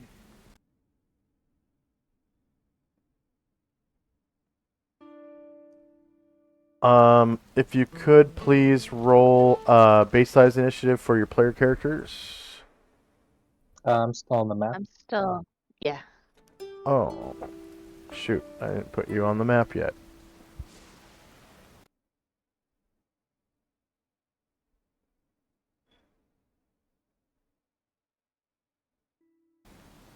Come on.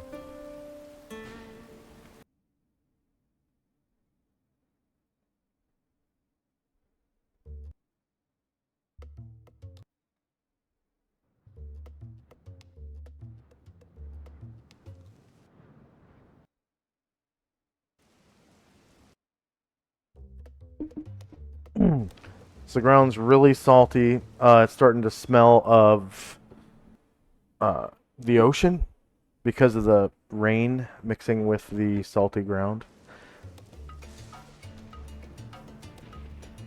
And down yonder in the distance, you can see 3 statues.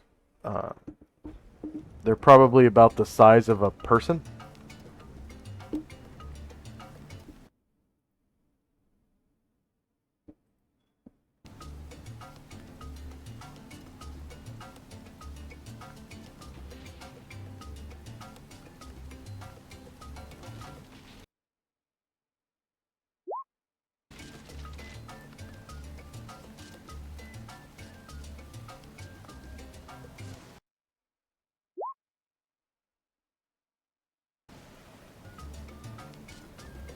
Okay, I take that back. Yes. Ashriel senses extreme evil coming from these statues and cannot suffer them to keep existing. He must destroy them. He feels this draw, this pull towards them to annihilate these statues, turn them into dust, or at least pieces.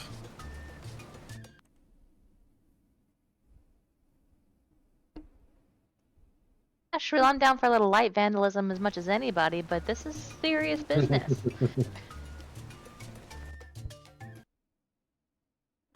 My daughter, they must be destroyed. Well, look at a statue.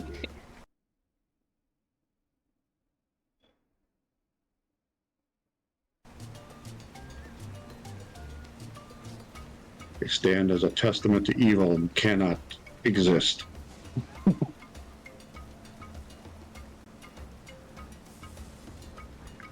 Okay. That's a good point. That's a good point, though, Shandrak. Like, who are the statues even for?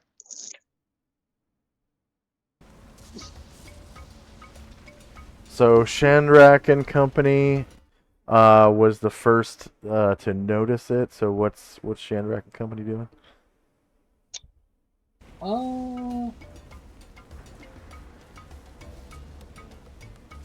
Yeah, I think I think he's gonna, uh, probably pointless. But I think Shandrak will attempt to cast a detect magic on these things, or a detect magic and attempt to look southward. Okay. I'm just putting all your mounts to the back right now.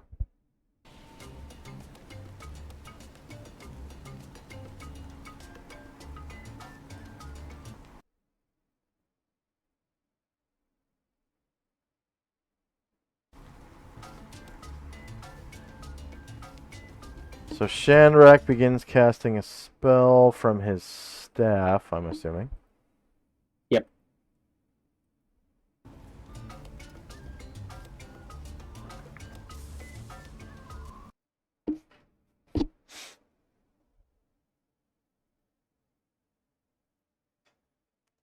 Shandrak, staff, detect magic.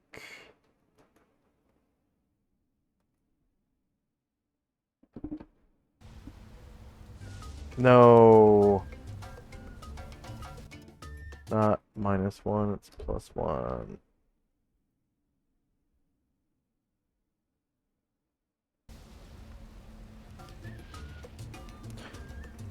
Shandrak, staff of the Magi, right? Yes. Detect magic. Alright, and that's 18 rounds.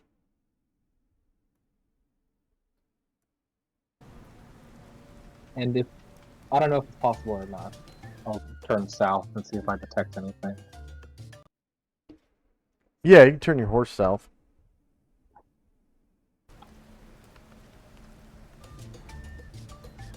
Okay, so detect magic goes 60 feet. So you detect nothing. You got nothing. Auto bounce. Anything else from Shandrak and company? I think the rest of the people just seeing Asriel get angsty, just kind of begin to put their hands on their weapons, but that's all for now. Alright, Tenzi. Ashriel will fly 15 squares.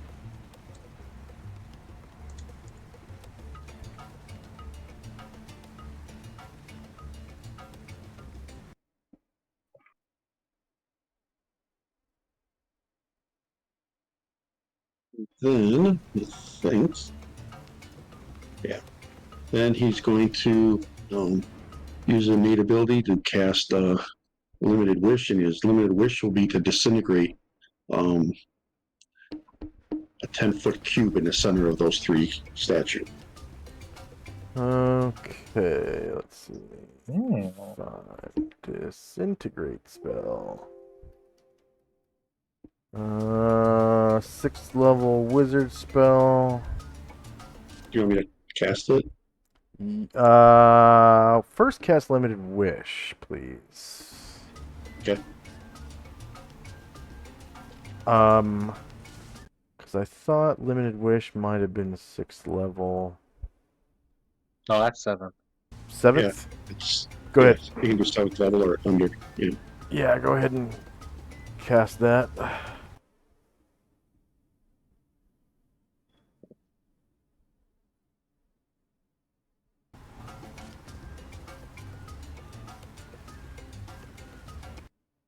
Is there a thing for it? Oh, that's a good question. Let's see. I don't remember ever doing it Find before, and I don't see it. limited. Yeah, Wizard 7, limited wish. All players, but is it on the list? Wizard 7 should be right after Duo Dimension. Yes, it is. It's on Wizard There 7. it is. Yep. All players, Duo Dimension. Yeah, it's right after Duo Dimension on the list. Got it. Cast it. Okay, Limited Wish is a very potent but difficult spell. Yada yada yada. Spell can, for example, restore some hit points. Yada yada. It can reduce opponent hit probabilities or damage. Increased duration of some magic effect cause creature be favorably disposed of character. Mimic a spell of 7th level or less, and so on. Outstanding. Yes, go ahead and cast the disintegrate spell. Do we have a template for the disintegrate spell? Find this. Yep. Wow, very nice. I have Do you no want idea. Do you want the whole? The you whole want the full thing. text? Yeah, the whole thing. Yep. Okay, range is 120 feet, according to an 8th level caster.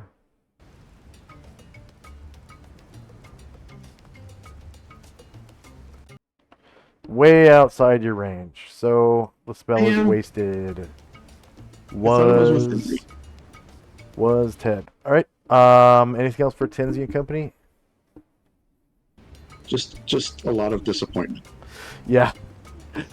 I think at this time, at this time we should probably roll initiative because these these statues, they started moving. And they come at you like spider monkeys. So they kind of turn around. Why did it do that? I just selected all 3. Come on. Come on. Come on, man. Okay. Yeah, they kind of turn around and...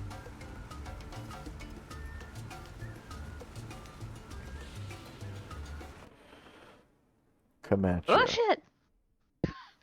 You were right, Ashriel. All right.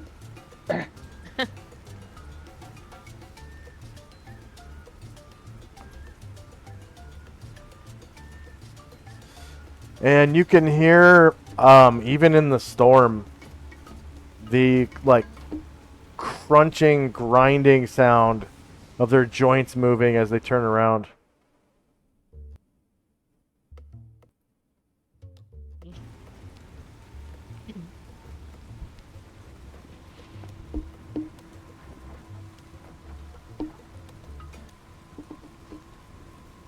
And while rolling initiative, we'll take a 3... Shoot, why don't we take a 5-minute break? It's our first one this session. We've been playing for 2 hours and haven't had a break. Let's take a 5-minute break. For our viewers, I got 3 minutes of pre-roll ads, and then we'll come back 2 minutes after the pre-roll ads are up. So we're going to take a 5-minute break starting now.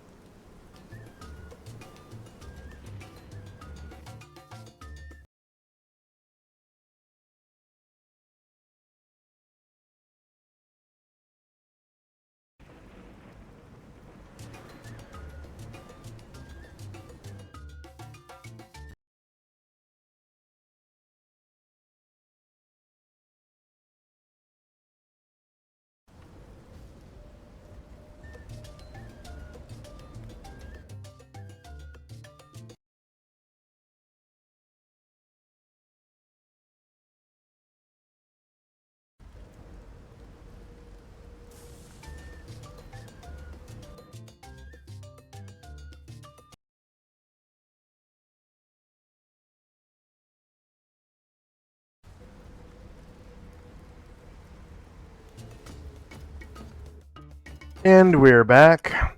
Alright, does anyone need multiple attacks? Probably not, because there's so much movement involved, right? Was there anyone who needed multiples? Okay, I'm gonna get there. Oh yeah, you guys are on horseback. Yeah, you probably have to charge to get within melee range. So Zama's gonna charge, but he does get multiple attacks. And I don't know if I would like one for Ezreal because I might not get there on my first one, but they might. So when you charge, you only get one attack. Yeah, that's what Zalman's gonna do. So, Okay. but like Ezreal, I could take two because I don't know if I might not get there on my first one, but they might close. Okay. Yeah. There's a storm right now. So I can't be flying. Let's see. So rules, combat, aerial, combat, aerial movement, wind. Where's that wind one? Wind effects. There it is. So storm is winds in excess of 55 miles per hour, drive all flying creatures from the skies, uproot small trees, yada yada yada. So he is unable to fly right now. Was it upward of 50 miles an hour? Okay. Yeah. Okay.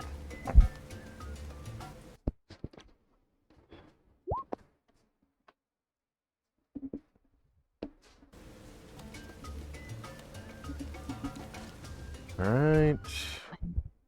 Can't find Jim. Oh, there he is. The bald guy with the tan. That token is so good. I'm so glad I found that one. Yeah.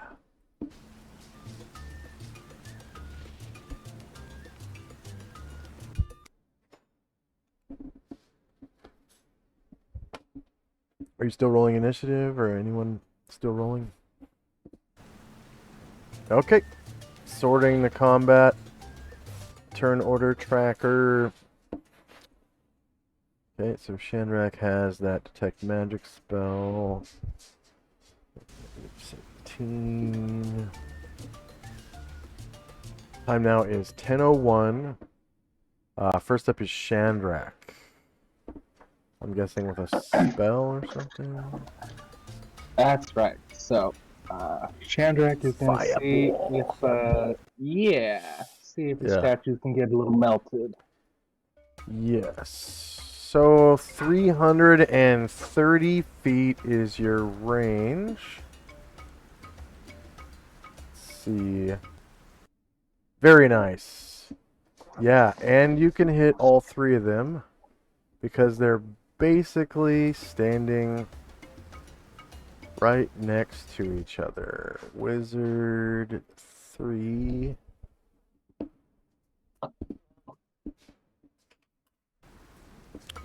And Fireball.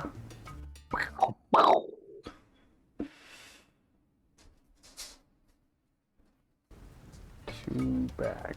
There we go. Thank you. All right.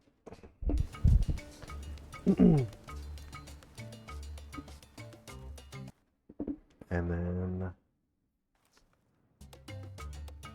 29 fire damage. Let's see.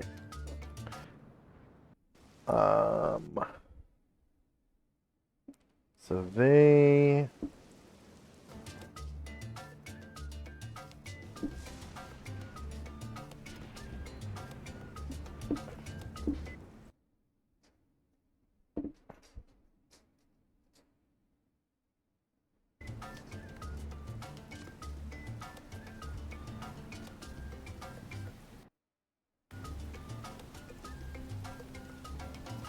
So you can see that there are two statues of women and one statue of a big old horse. And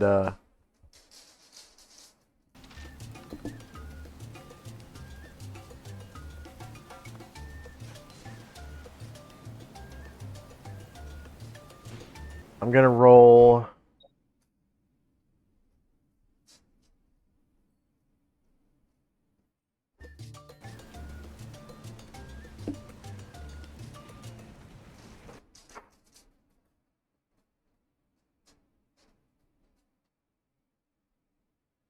I'm gonna roll a group save for them. Because it's raining, I'm gonna give them a +1 bonus, just situational, because they're soaking wet, which is probably not gonna help them anyways. So save versus spell with a +1, and they count as Warrior 4. And not multi-classed or triple-classed. And they all fail and take 29 fire damage and die. Go ahead and describe how you kill them all. All right. So as these things kind of become aware of our presence and kind of just like slowly just kind of look upwards at us and begin to move, just fireball just boom, comes out of nowhere. And like as they're kind of just starting to move, like they're just like arms and legs start to just melt off. Yeah, they as the fireball explodes, they just kind of they just blow up and chunks of them go everywhere.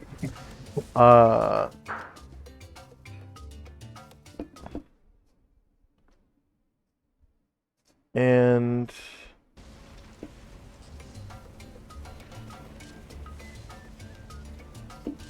you can see kind of sparkling in the stormy sunlight.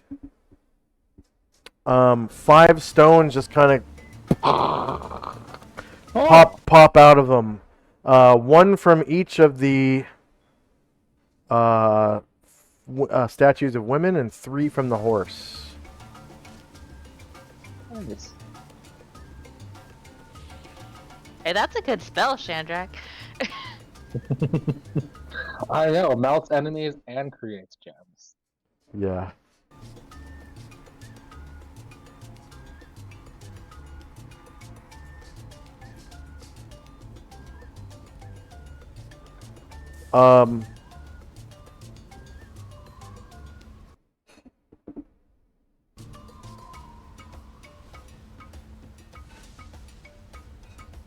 So I'm rolling those gems right now.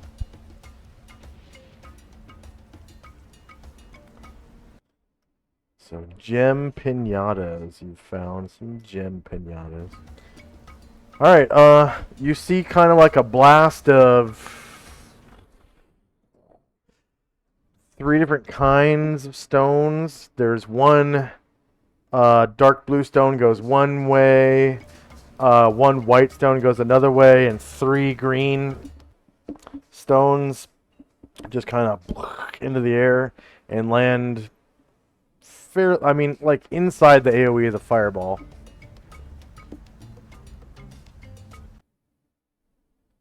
So combat is apparently over. Shandrak, you get 75 points per class.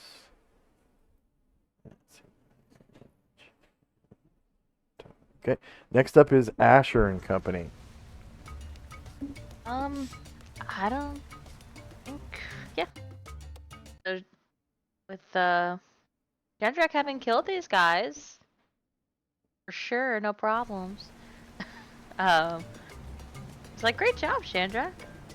Let's go see what they left, and she will turn her people to that direction.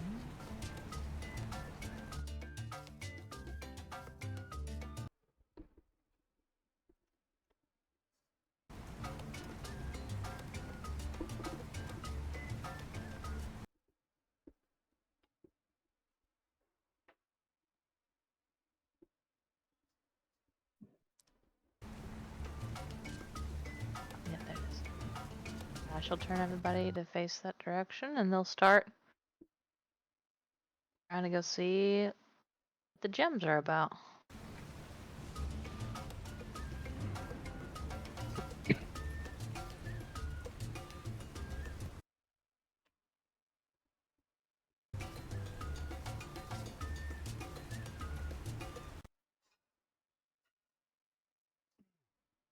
They kind of land in the salty mud and ash of the fireball. There's kind of like a pit, or We'll go that far. That'll be good for now. all right. Tenzi and Company.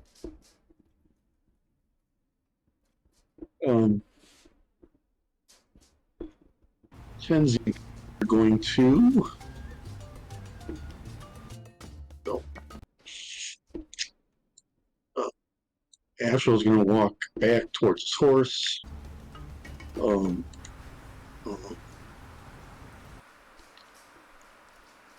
Kenzie will just going to stay and watch. Salman is going to go down towards the creatures.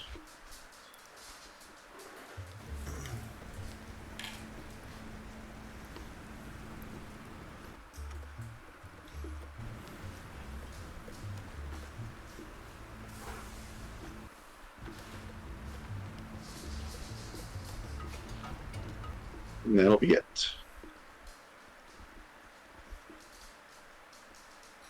End of round. Time now is 10:02. First up is Shandrak and Company.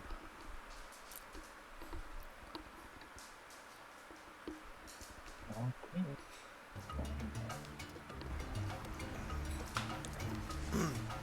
And of course, outside of combat, your movement is doubled.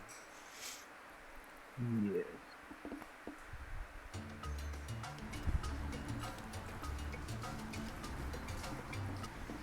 My people will ride. And then be able to make it to the site of the fight.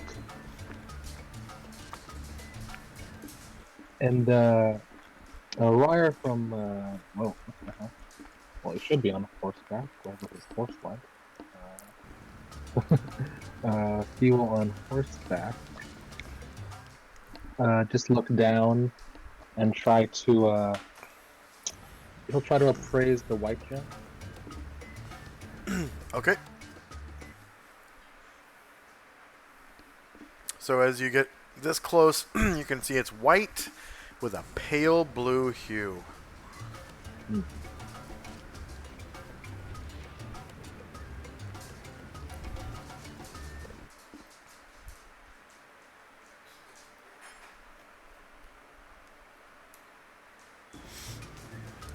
And you see now that it is a moonstone worth 50 GP. Okay. Anything else for Shandrak and Company? That'll be all for me. All right. Asher and Company.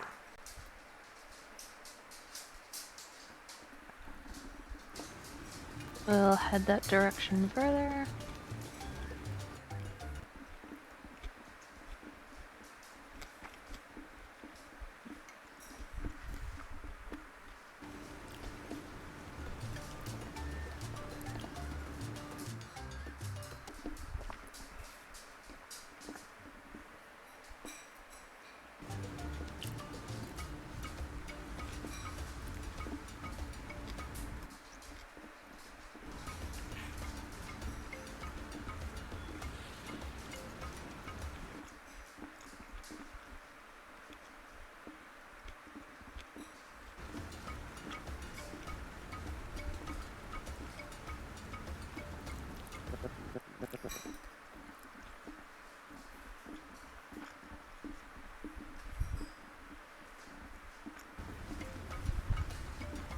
And Asher won't get quite close enough to investigate a gem, so she will stay there and say, "What you got there, Ryer?"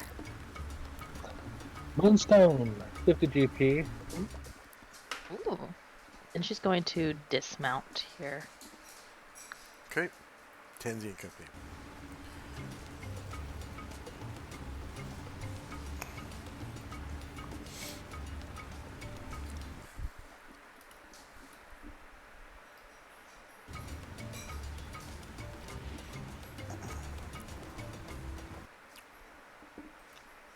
You there, Tenzi? Yeah, Asher will go back to his horse and prepare to mount it next round. Tenny's gonna stay where he is, and Zalmond rides Ruckus down to check out what these creatures were, what's remains of them, and that'll be it for us. All right. You can see bits of stone kind of blasted all inside the blast radius of the fireball. Oh, okay, good. It was like a stone horse leg with a hoof sticking straight up out of the mud in one part, and like a horse tail on the other side, and then like an arm, like a lady's hand or something sticking out of the mud. And there's just bits and pieces of them all over the place. They got blasted to bits. Anything else for Tenzi and company? Nope. All right, end of round. It's 10:03, and Shandrak. Royer will take a look at the blue-green stone.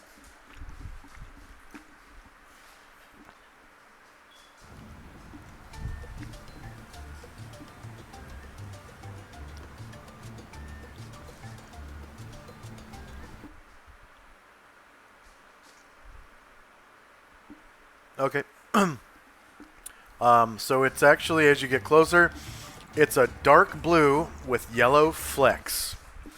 And you see that, plain as day, it's a lapis lazuli with worth 10 GP.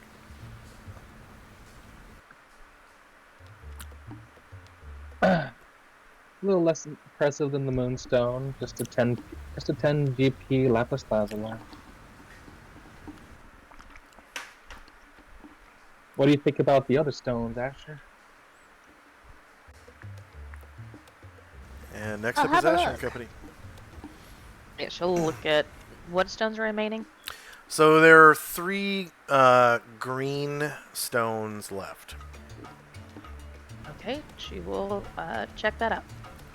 Are they all the same color? They look the same, or 3 different kind of green stones? They are all the same kind. Alright. She will check that out. I'll roll in praising. It's kind of like a light green, almost yellow.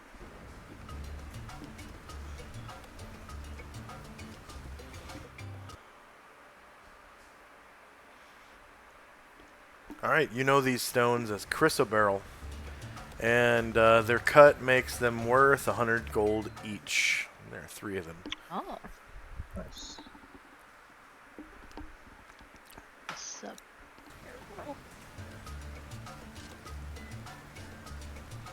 and she will share that. All right. And Tenzi and Company. Afro will mount his horse, and Zalmond will just kind of watch the goings on down to the south, and that'll be it for us. Okay. So there were 3. Lag. Okay. 3 medium stone spirits. They're worth 175 each. There are 3 player characters. Let's see. Asher, how many of your NPCs earn XP? 6. 6. Tenzi, how many of your NPCs earn XP? 1. And Shandrak, yours? 3. So 10 NPCs who earn XP.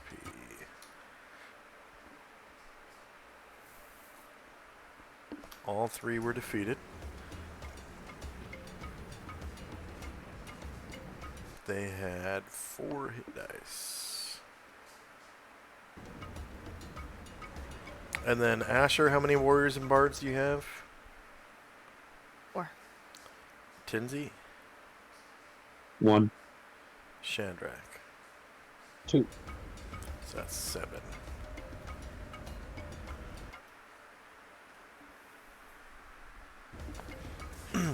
Kind of a pittance on the experience and the cash value, really. But that's all in the die rolls. Maybe next time you'll, come across large stone spirits and get even more, gems and stones and stuff. All right. Anatar will offer, because Asher is kind of looking at the gems and then looking at the party and kind of frowning at how they're going to divide this.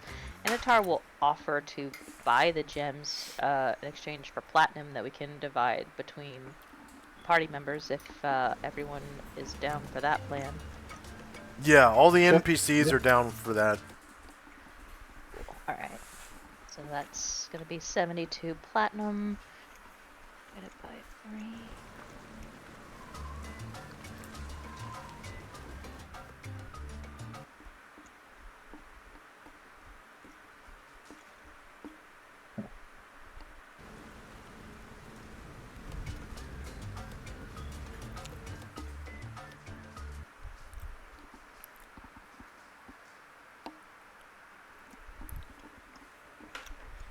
NPCs are down.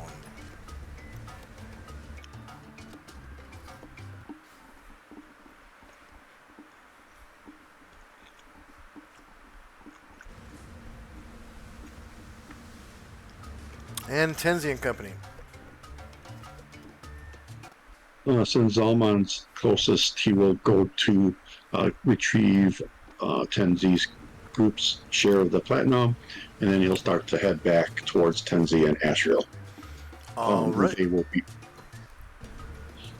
That'll be it. All right.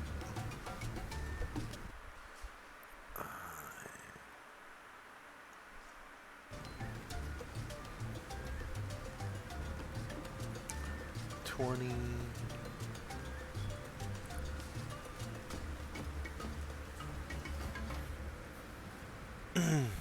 All right. So the storm continues. And you guys travel your 7 miles. Let's see. World.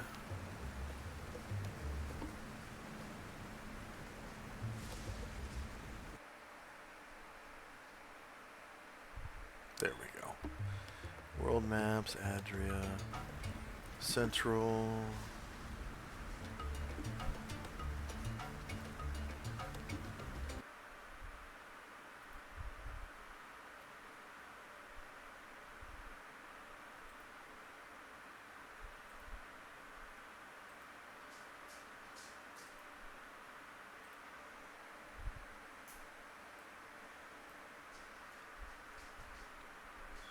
And the storm endures.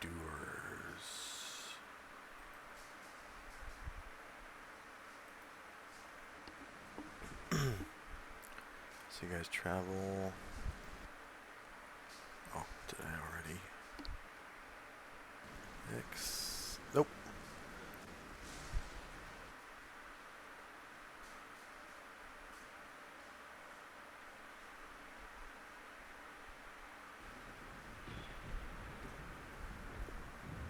Oh, yeah, 11 miles.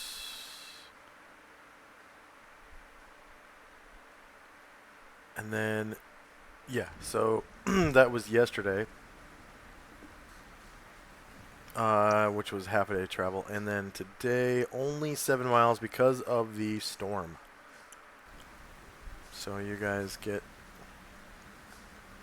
to right about here. And you get out of the, salt flats area that you were in. And find a suitable campground.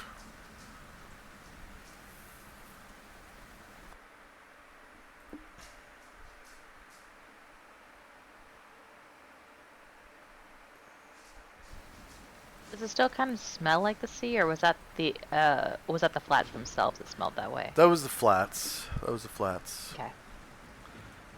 And you get to a part where there's like some cliffs and find an appropriate campsite.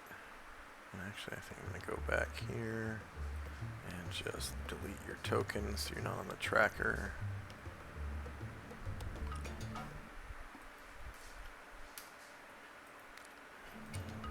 Okay, and then the weather too. Okay.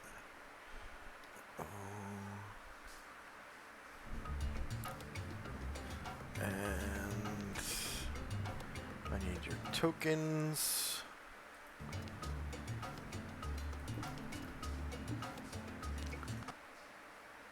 Thank God encounter maps are so simple, because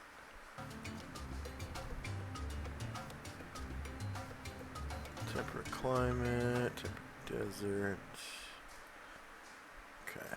Kind of cliffy here. And then go ahead and set yourselves up for the 7 p.m. watch. So that's like during the first nap. And here is the non-cliff area. Yeah. So that's the non-cliff area. And I didn't... Wow. Alright.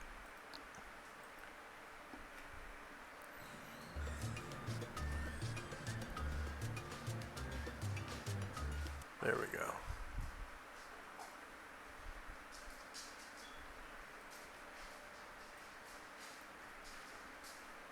So there's kind of like a cliff to the right.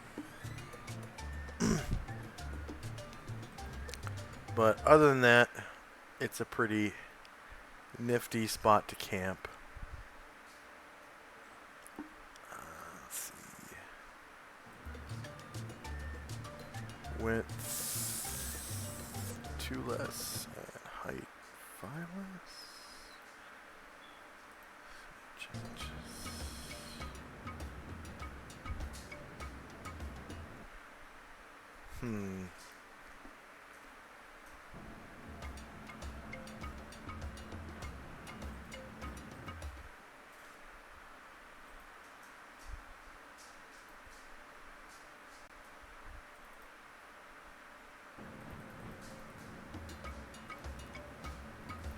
Try that one.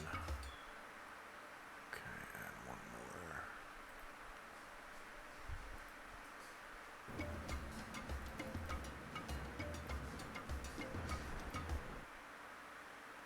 Two, okay.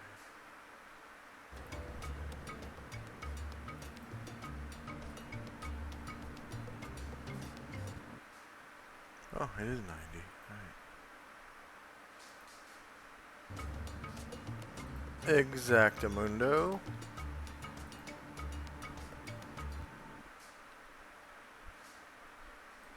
And then, yeah, go ahead and set yourself up for shift 1 camp.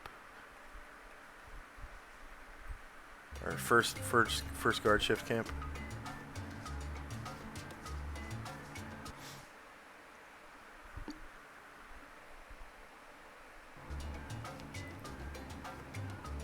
And then I will put a border.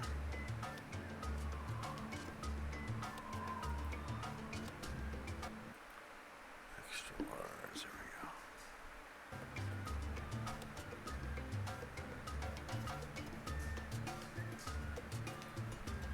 we go. What the hell?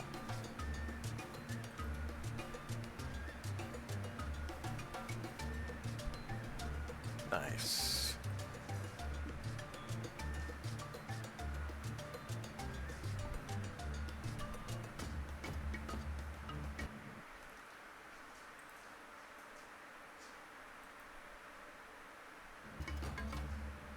Oh, and is daylight mode on? I can see a lot. Yeah, I need to turn that off. Yeah, it's 7 o'clock, right? And for some reason, it feels like the grid's not on. Let's see, dynamic lighting. Do that mode off. Page details.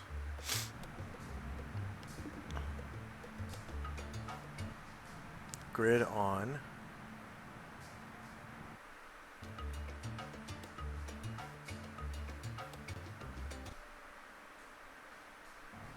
Five feet. Turn up the opacity a little bit.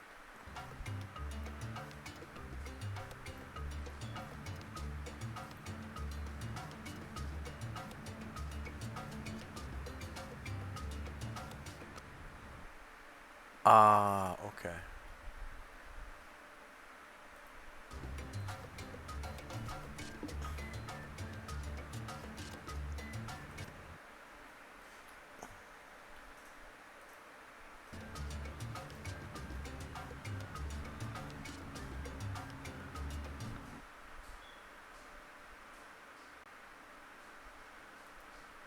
There we go.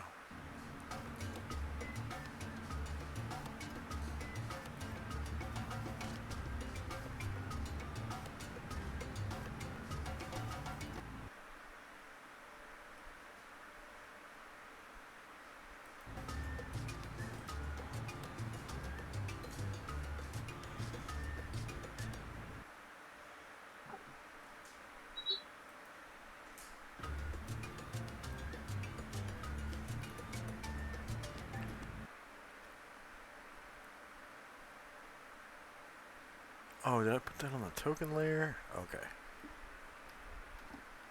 That needs to be on the light layer. There we go.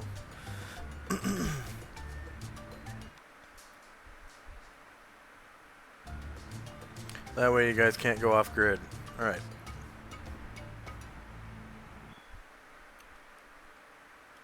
So that's your, is that your camp? Or is you still making adjustments? You find plenty of wood. You could have multiple fires if you want. You can have, you know, all kinds of stuff. There's plenty of logs around. I'm good with Hortensia, what are I you want setting to do. the map up to that northeast? I'm sorry, what was that? Are you setting the nap up to that northeastern tent? Because if so, I'll Yeah. move mine Yeah. over there. That was my thought. I can move it closer if you want. Sure, fine. Okay, you moved. Okay. So this part of the cliff is only like 5 feet above this like pathway right here. So it's easy to get up there. Once you start getting over to this level, it's gonna start taking climb checks. And it's kind of like, it's like a it's just a steep you know, it's not an actual, well, it does take climb checks. It's just, it's a steep walk to get up to right about this level. And then once you go from this level and above, it's an actual cliff. So there's like a cliff wall this way. It's nearly We vertical. can all agree our party is famously good at climbing. Yes. Climbing is actually a lot easier than most DMs allow. There's a lot of DMs that don't actually know how to roll a climb check. Like, they will make you roll your base climb chance. And that's not how climbing works. There's a table in the player's handbook that has adjustments for every little situation. Whether the surface is dry, wet, or slimy. Whether... There's even a different table for non-thieves. For some situations. And then if you're wearing armor, there's like 4 or 5 different categories for what armor you're wearing. And then if you're not wearing armor, you actually get a bonus to climbing. And then if you're climbing a wall, it's supposed to be, you know, abundant handholds and stuff for just for any wall, unless it's a sheer rock face. Then, you know, no handholds, no nothing. Like sheer carved rock face out of one piece. Soon as there's more than one piece on the wall, then it's got handholds. And then there's this whole category for trees and shit like that. And then if you have a rope, it's like plus 40%. Okay, so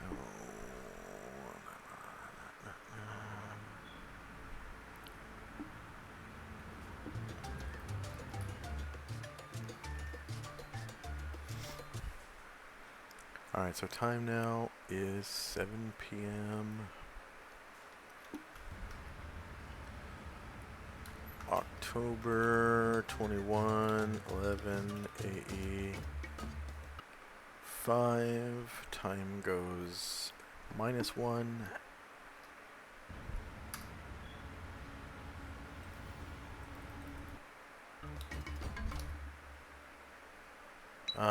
Staff of the Magi is gone. That 10 a.m. encounter is gone. Okay. Go ahead and roll base size initiative for your PCs, please.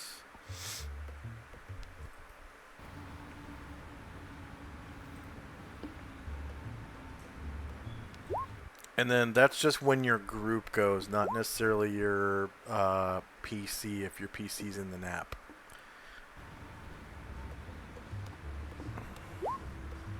What? It's 7 p.m.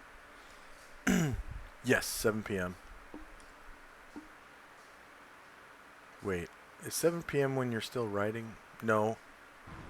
That's where we're setting up camp, I right? think we're setting up camp. Yeah.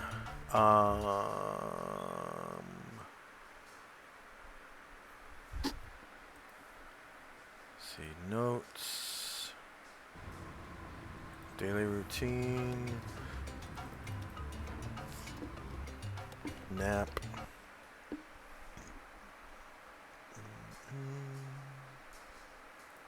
Okay, so you're setting up camp. The nap hasn't begun, so everyone is aware.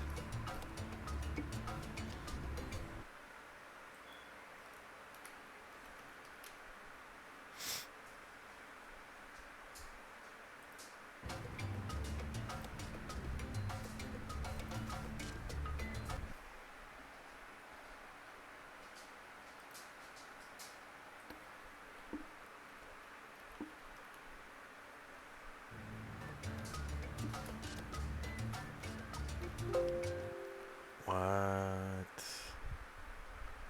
Oh, okay.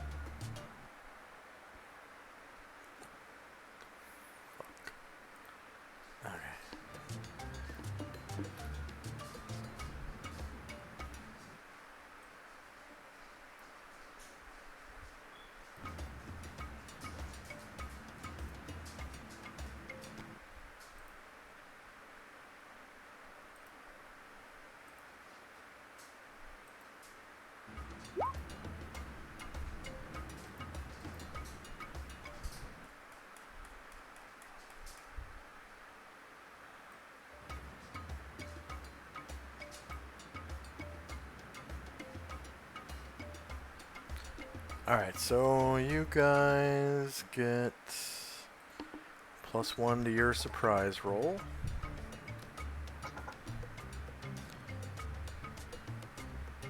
And party's modifier, surprise the enemy. I'm going to give them +2 because I think you guys are in excess of 20 entities now. Alright, so there's no surprise. Counter distance is desert.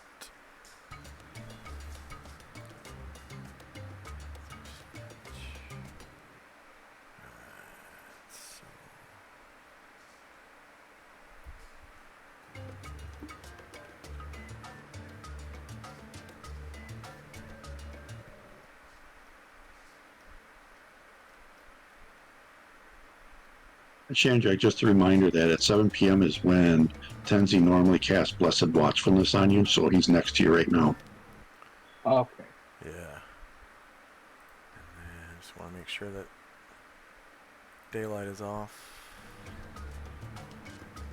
Off. Save settings. Okay. So. No, it needs to be on 7 p.m. Yeah, it should be on like just a little bit. I mean, daylight mode on, Makes sense. probably twilight at that time. All right, so that would be Asher. You're up on this cliffside where it's starting to get steep.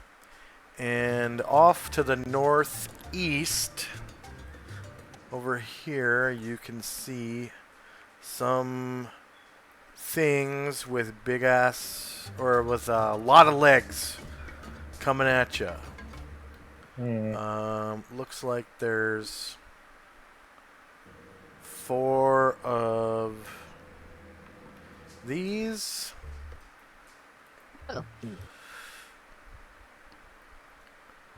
So 2, 3, 4.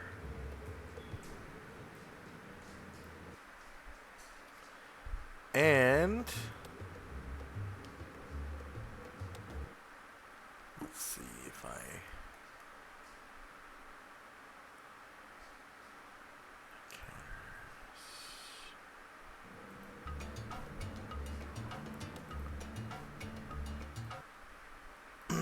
and then mixed in with those guys is about 7 of these. Heads up! Lots of legs, lots of eyes. We got spiders incoming. They ain't putting our horses in their web.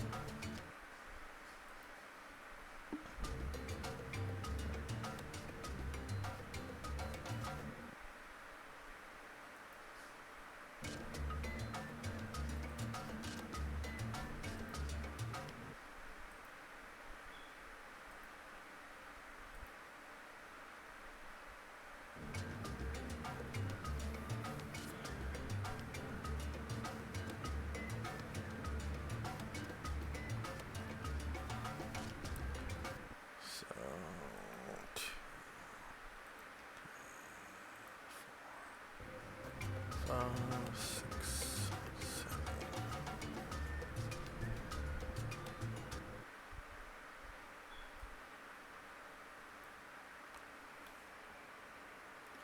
And they're coming at you at a low rate of speed. Well, the ones with the human that eyes. hungry.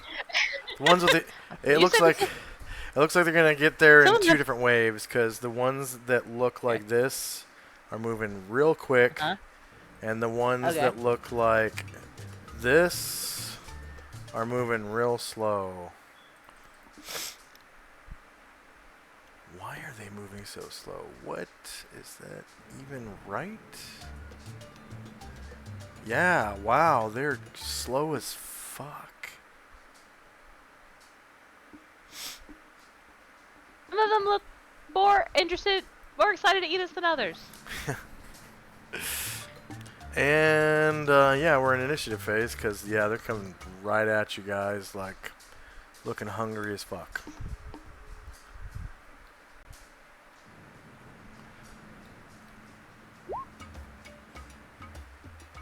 You notice some of them look like regular big-ass spiders, and then these other ones actually have human eyes, and there's like 12 eyes or something on them instead of 8.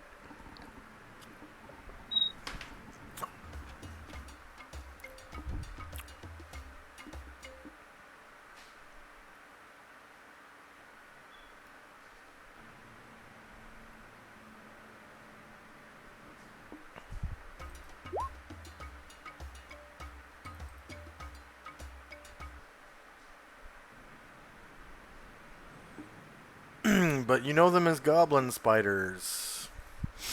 Ah. And then these ones you know as giant spiders.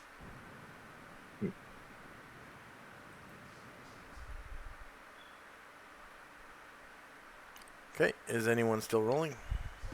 Yeah. Yes. Is it still storming? Yes, the storm is still going. So I'll put the rain. Put the rain up here. Weather. Rain.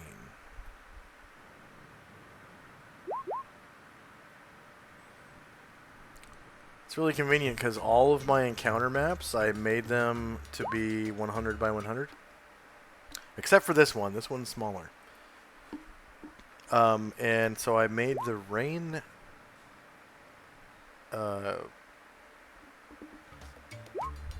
token 100 by 100.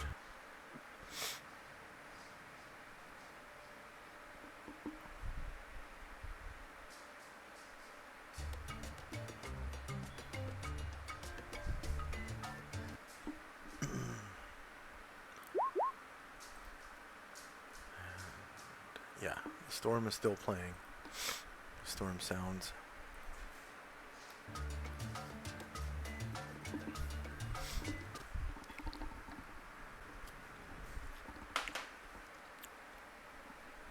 Please have. I don't know if I'll get close enough. Multiple attack for Asher. Yeah, she's using her bow. Yeah.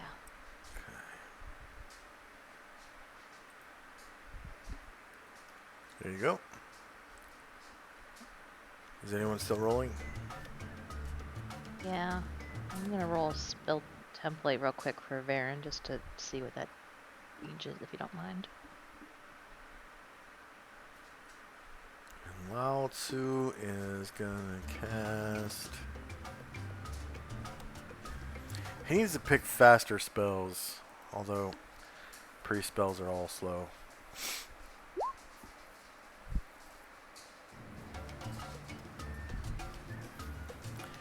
He's gonna cast Spike Stones. Priest 5.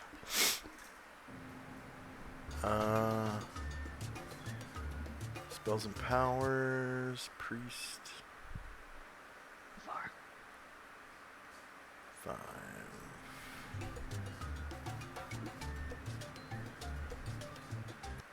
Spike Stones.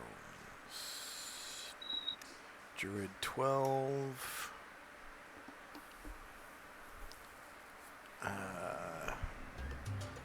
Yes, display the full text.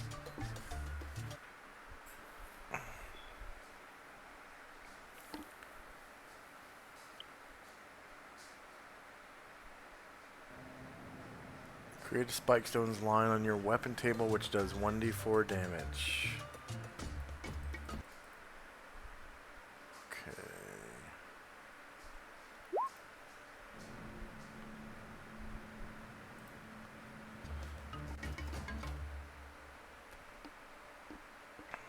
Spike Stone spell, already got it. Nice. Alright, is anyone still rolling?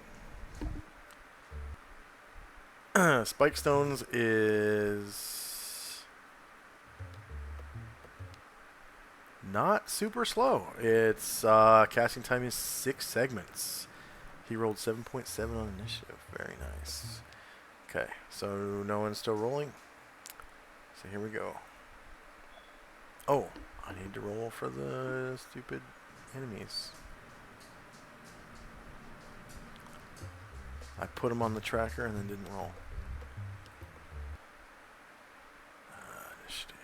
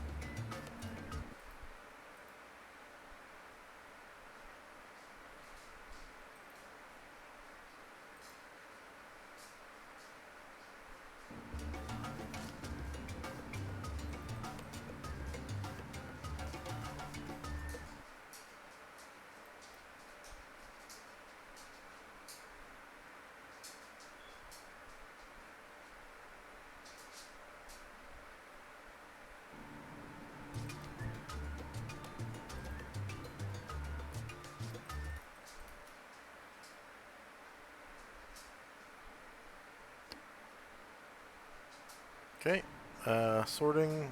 Alright, first up is Brine Druid. Very nice.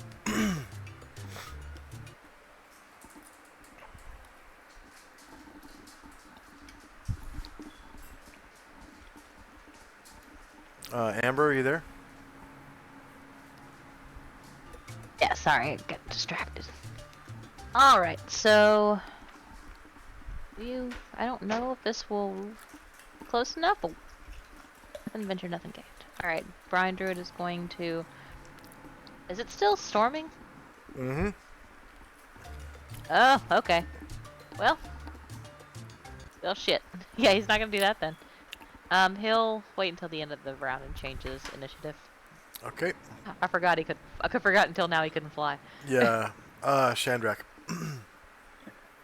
Shandrak turns over and aims his staff at Ashriel and shoots out a green beam to enlarge Ashriel. Okay. Shandrak. Staff. Enlarge. Ashriel.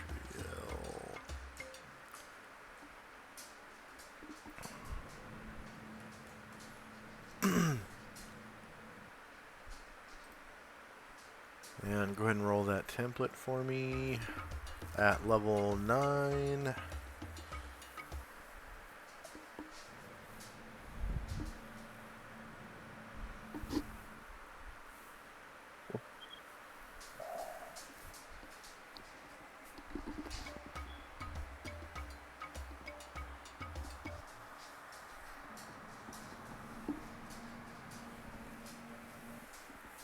"45 rounds.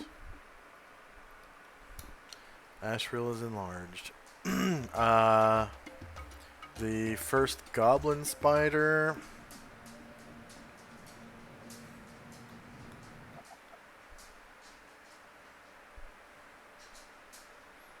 is going to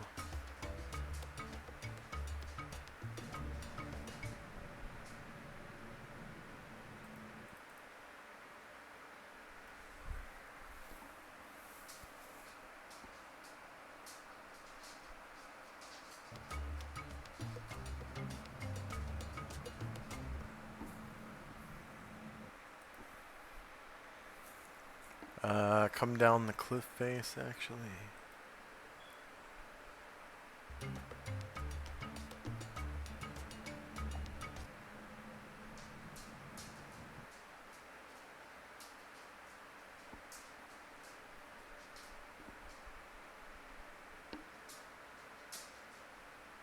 Tenzi. Last blessed watchfulness on Chandra. What's the duration on that? 20 hours. 20 hours. All right. Ashriel. I have it on the daily routine. This is when I Yeah. normally do it. Yep. Okay.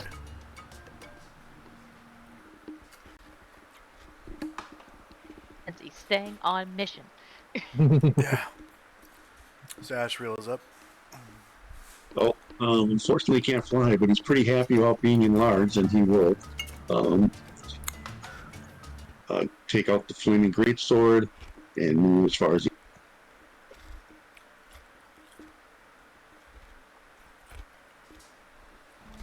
Okay. Yep, that's it.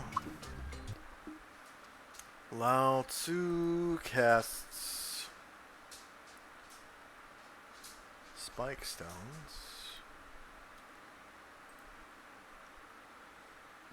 And spell AoEs.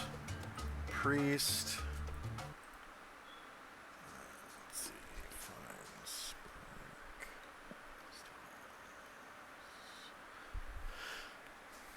90-foot range. Air effect is 120 square feet.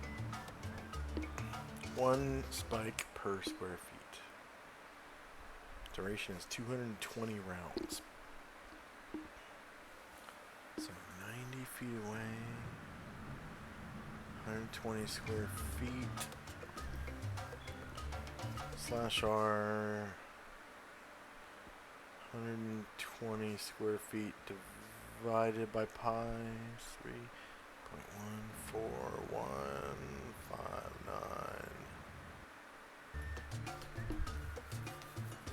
So that would be a circle with a 38-foot radius. No. Square root of 38, that's right. So that'd be a square 6-foot radius. Or a circle with 6-foot radius. So that's pretty small. Priest, 5. Spike stones.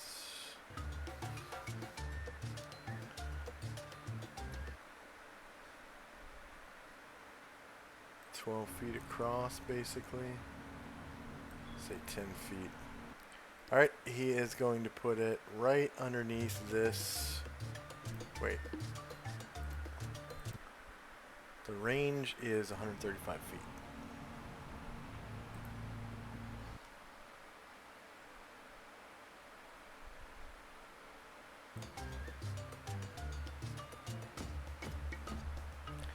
Okay, so he'll put it right there.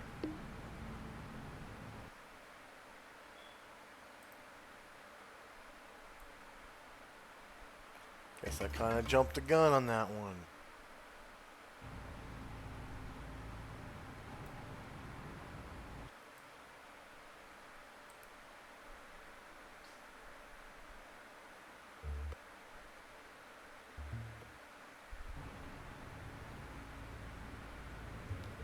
Astral feels your disappointment. Yeah.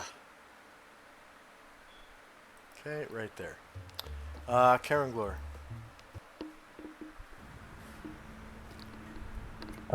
She typed she needs 2 minutes in the chat. Oh. Okay. We'll take a 3-minute break. Be right back in 3.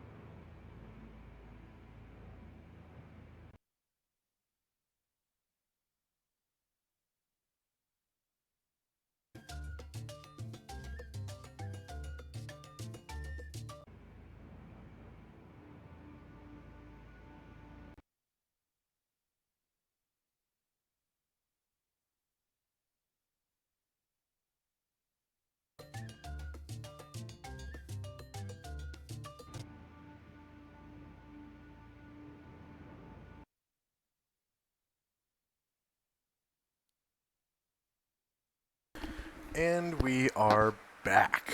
Okay. Next up Sorry, guys. is Karen Glore. Thank you. He is jogging. I've moved him halfway.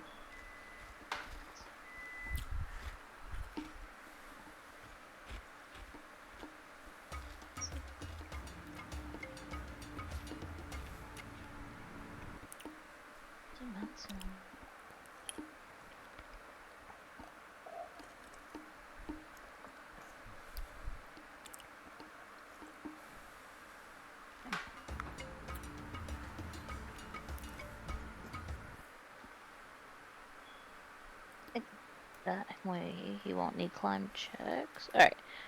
He's gonna end up there. Okay.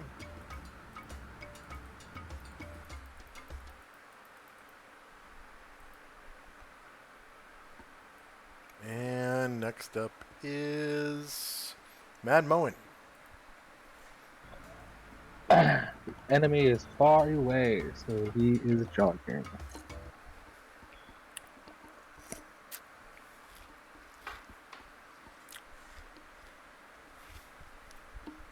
I'm going to give us green aura to the Spike Stone spell so that you can all see it.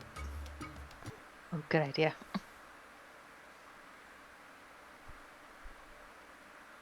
Actually, I'm going to give it a black aura. Yeah, he's gonna catch up with Karamlar, and he'll wait from there. Okay. Change my mind. I'm going to give it a green aura after all. Like a dark... Actually, I'll give it a bright green aura. Should be able to see yeah, that. that. Yep. Ryer. Same. Ryer is jogging to close the distance.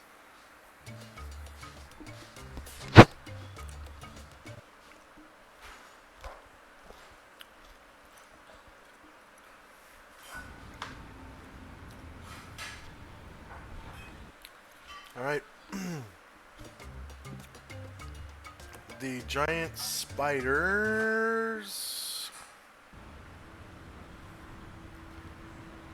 are moving slower than shit. So this one, they only move 3 squares outside of a web. They are slow as hell. Jim. Is jogging. So, a few of them were in the tent, like, oh, we're gonna be sleeping soon. They were getting their pallets ready. Now he's out of the Spiders! tent. Ugh. Almost have my pallet just the way I wanted. The next goblin spider is going to descend the cliff.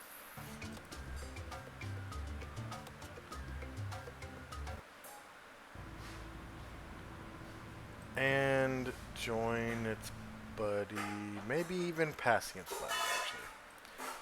And the next goblin spider, same thing, gonna descend the cliff. And probably pass its buddy a little bit.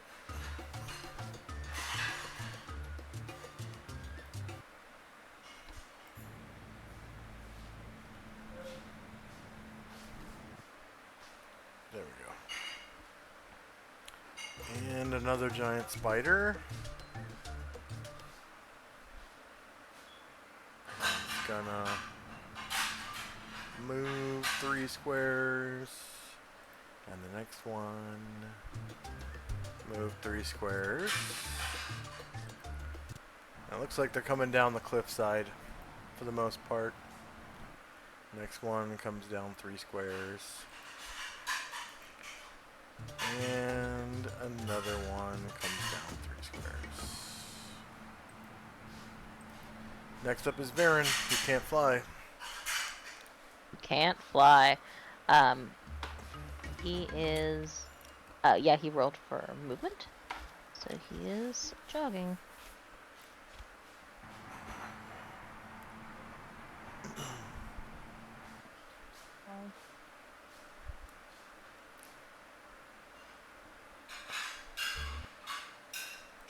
And then Get there. a goblin spider is going to come down the cliff face to there and then head over towards the group to right there. Another giant spider. The one from the back. He is going to just kind of run down the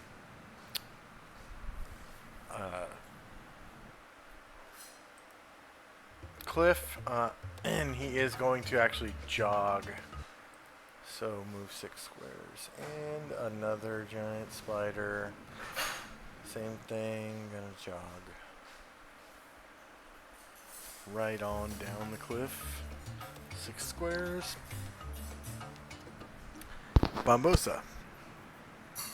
He is going to head...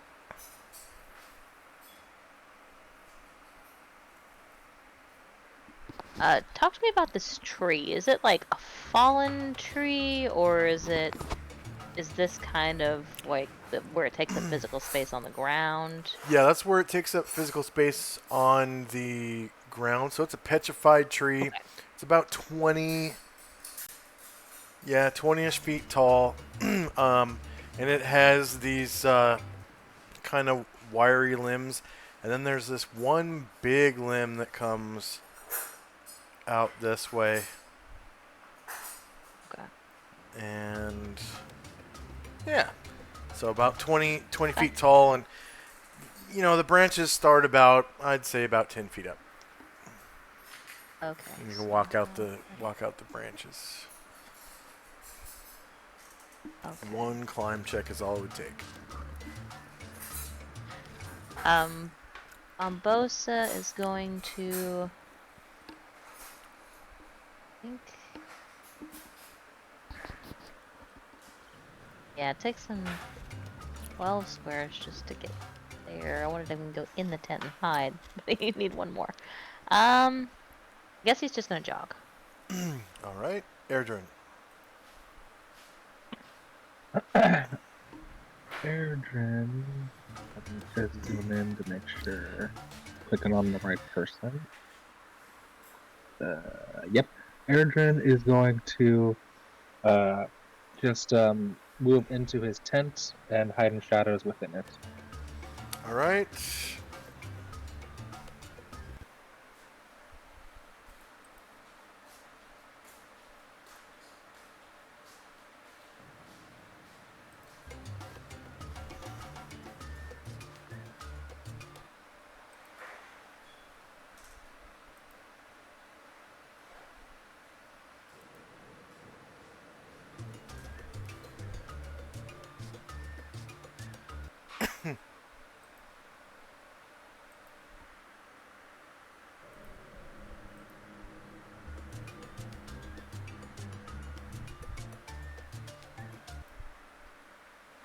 And Antar.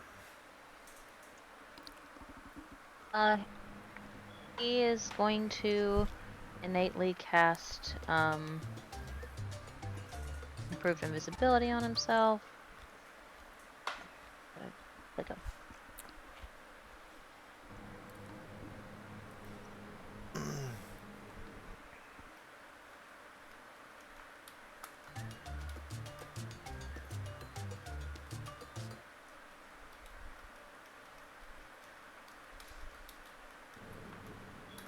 And spell template, please.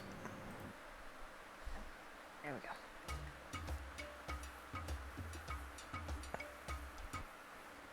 And since it's innate, he will take half his movement.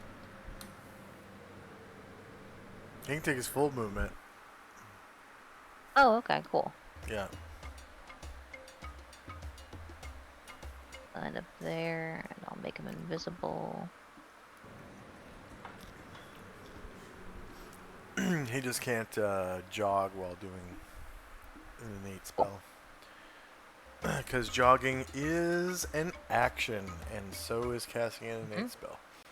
Alright, is that it for Antar? Yes. Okay, Asher. Right.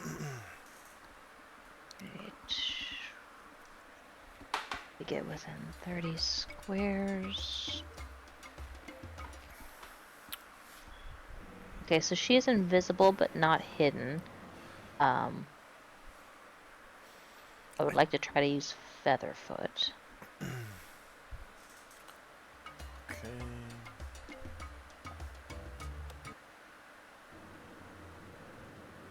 I keep got forgetting 9 tomorrow more. is Labor Day.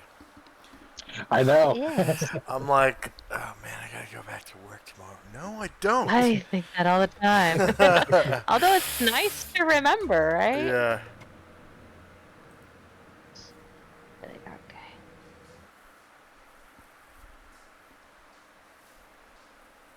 Alright, and then Zalamand. Oh, I'm not Oh, you're finished. done? Okay, go ahead. Right. Alright, so that's as far as she'll get, and let's see if they are in bow range. Yeah, that's gonna be long range.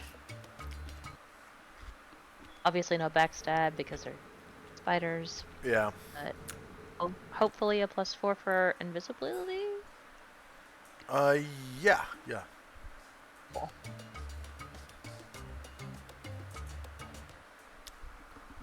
That one up closest. That's long range. Some elevation. +4.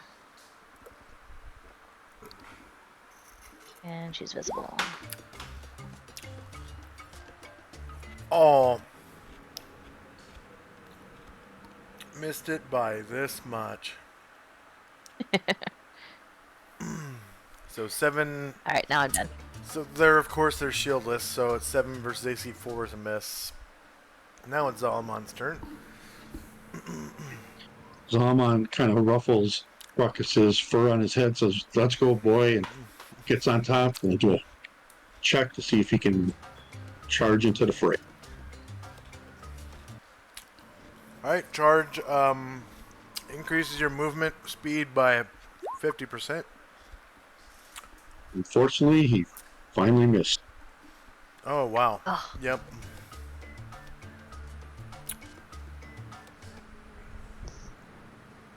It was a good run. Asher again. Do the same thing, but without the bonus. Yeah.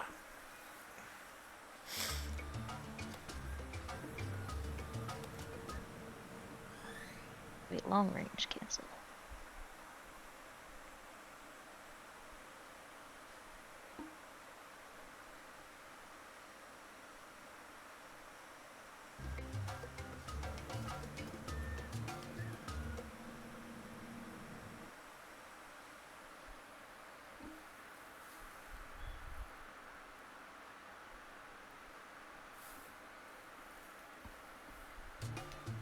Alright, shieldless 3 versus AC 4 hits. I'm guessing it was the closest one. Oh, Yes. I never put the goblin spider's size in his weapon table. They are large.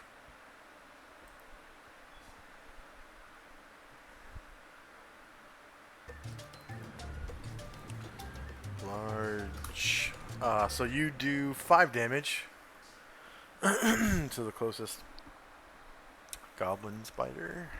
-5. Enter. End of round. Was anyone waiting? I'll take that as a no, and we're in initiative phase again.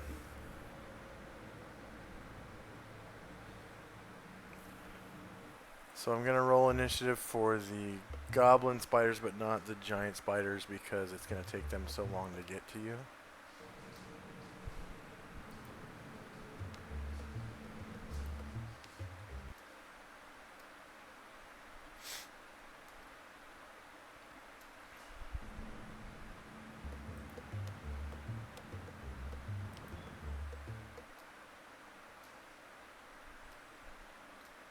Why did it barely have to be daytime? Why couldn't it be nighttime? The encounter distance at nighttime is the limit of vision. So whoever has the longest vision, that's the encounter distance. Unless there's a surprise. Obviously, with surprise, it's like they're right up on you. Or you're right up on them, depending on who gets surprised.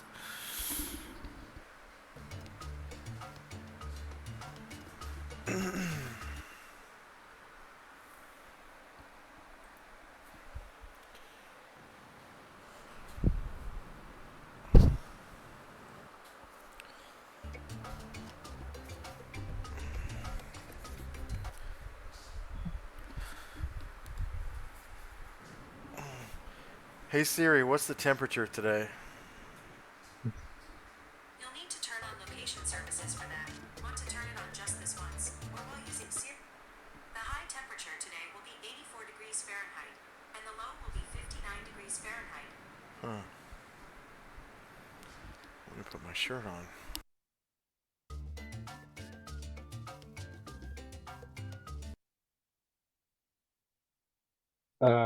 Alright, can I get a second attack from Owen?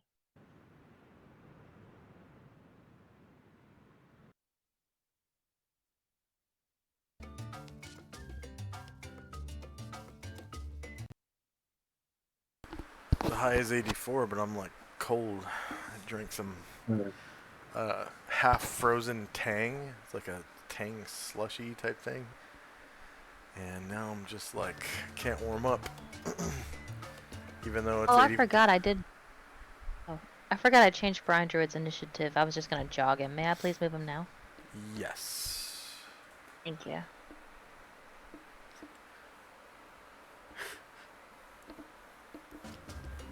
I'll be there. Okay. And is anyone still Um, rolling? Yes, please. Just 2 more. Can I get a second attack from Owen, please? Yes. There's a second attack from Owen. Ooh. Looks like Anatar is casting a spell. Tenzi is casting a spell. Tenzi switched. Yes, he did. Which spell he was going to Psych. cast. Yeah. And... yeah, Varen is casting... yeah. Got 3 people casting spells. Okay, no multiple attacks though, because I think all the people that had multiple attacks are casting spells right now.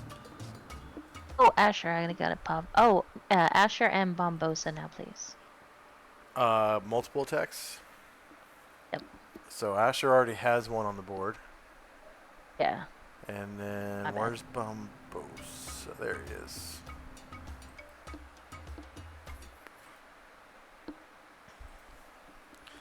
Alright, Bombosa. Multiple attack. Thank you. All done. Okay. Sorting the tracker.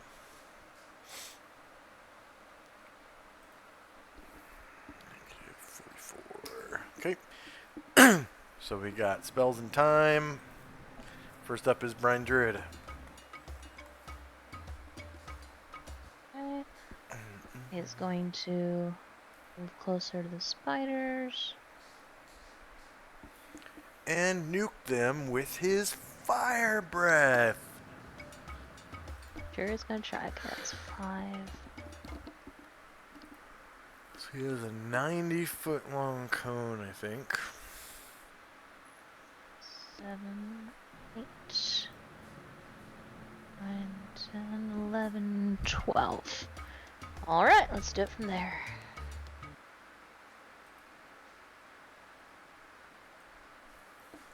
Breath of fire.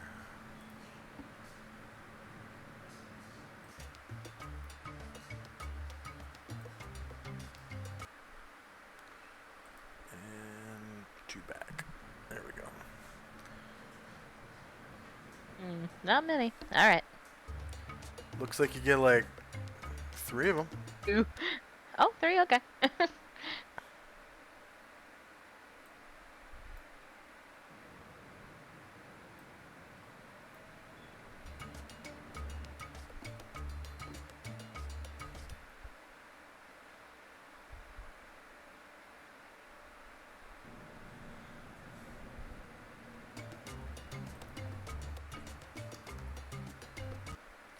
Oops. Oh, I gotta roll the thing.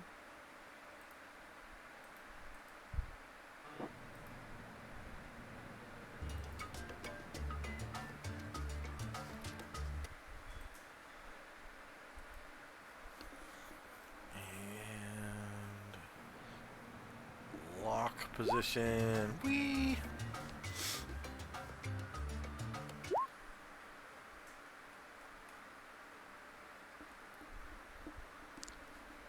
Fire.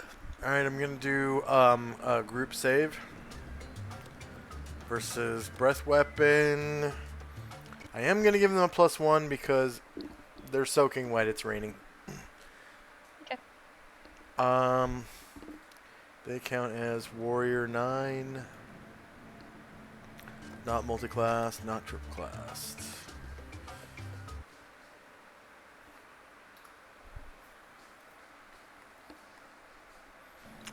All 3 of them fail and take 12 damage.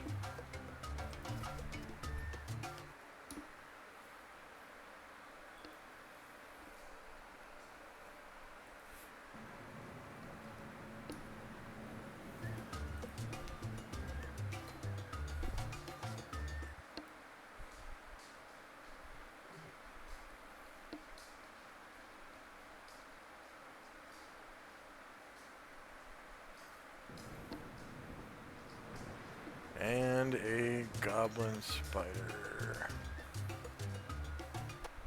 So they move at 18.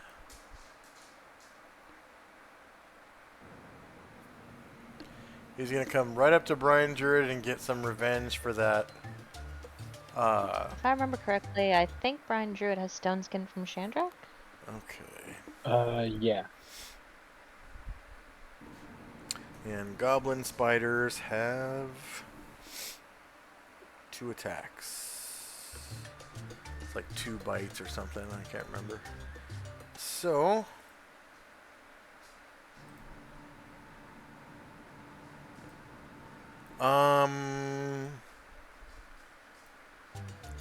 Stone Skin from Chandrak?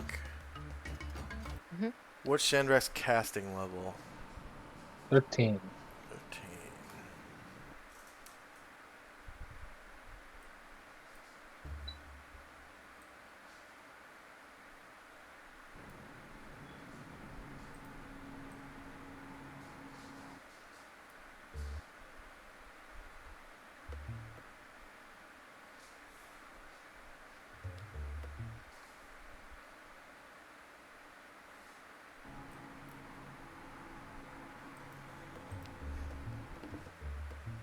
No.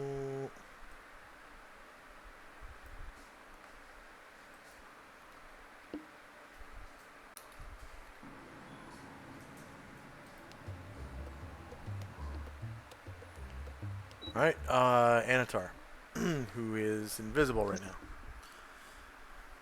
So, invisibly casting Fireball. 330. Fireball! Yeah, he wants to cast it into this cluster group over here.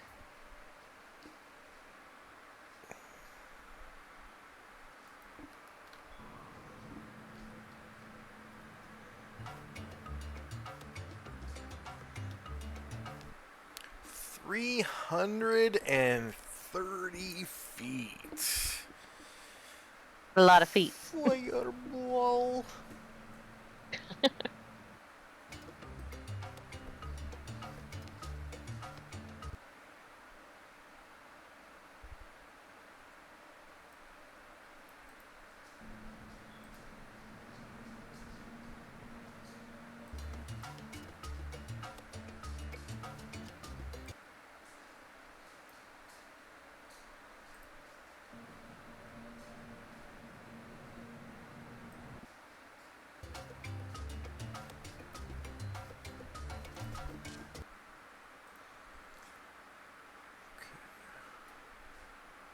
Spell AoEs, Wizard 3, Fireball.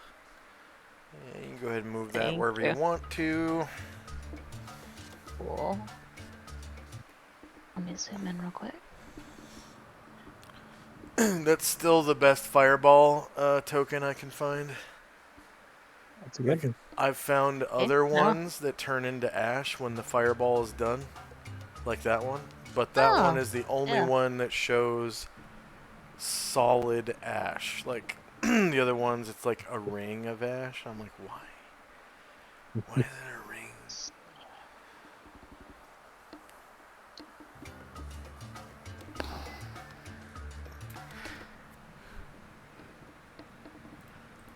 So I'll put that to the back real quick. Oh, real quick. Hold on. I'll make sure that's the best I can do. Yeah, I think I'm gonna miss one no matter what. Yep, I'm good with that. Thank you. All right. And so now I will lock its position. I will do the thing. Next. Lock position.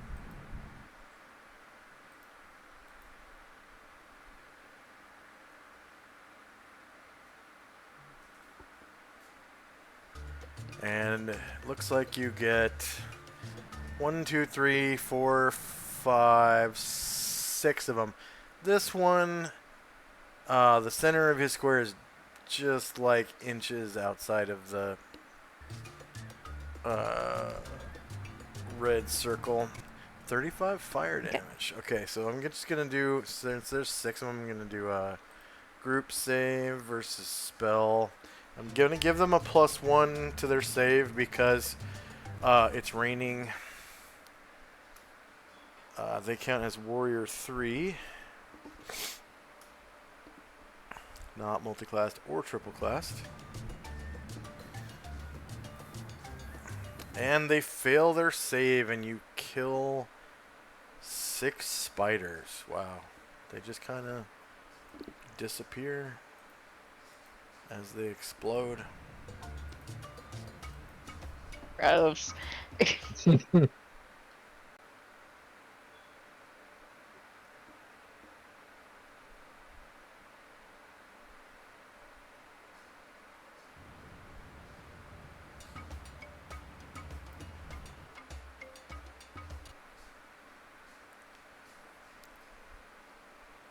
Did they disappear? Yeah.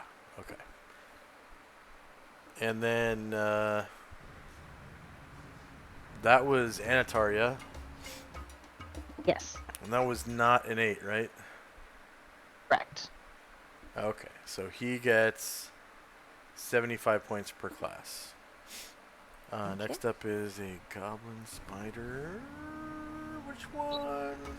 This one. So he's going to run up to Brine Druid as well and attack him twice. So Brine Druid loses 2. Charges the Stone Skin. Is anyone wounded? That is a good question, Lo. I think so. I think we're all full up. We've been Yeah, I traveling think around. everyone's health is full. Tinsy. Most of these encounters have been so far away that the party has been able to nuke them from orbit, as it were, just to be sure. As soon as we get some surprise going, though, which could happen one of these days. Tenzi cast a Vengeful Strike upon Ashriel. What's the duration of Vengeful Strike? It is 160 rounds or until all motes are dispersed. Okay.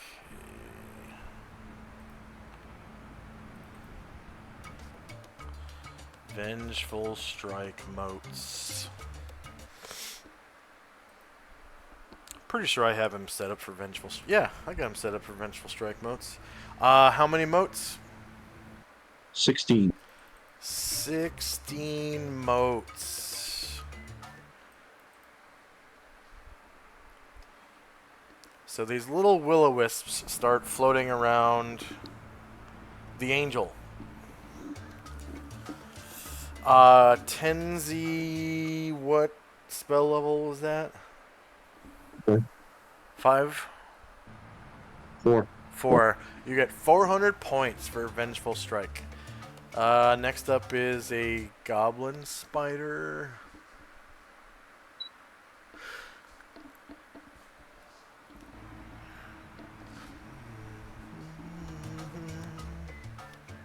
This one in the back.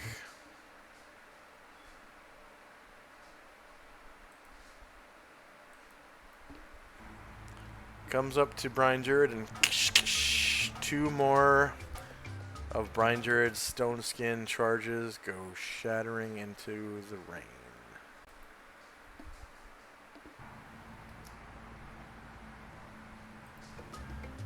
Varen. Is going to, I don't know if they're, I guess they're an animal, is going to cast Hold Animal on that group of 3 goblin spiders immediately in front of Brine Druid. So since there's 3 of them, they'll get their save at -1. Okay. Find hold animal.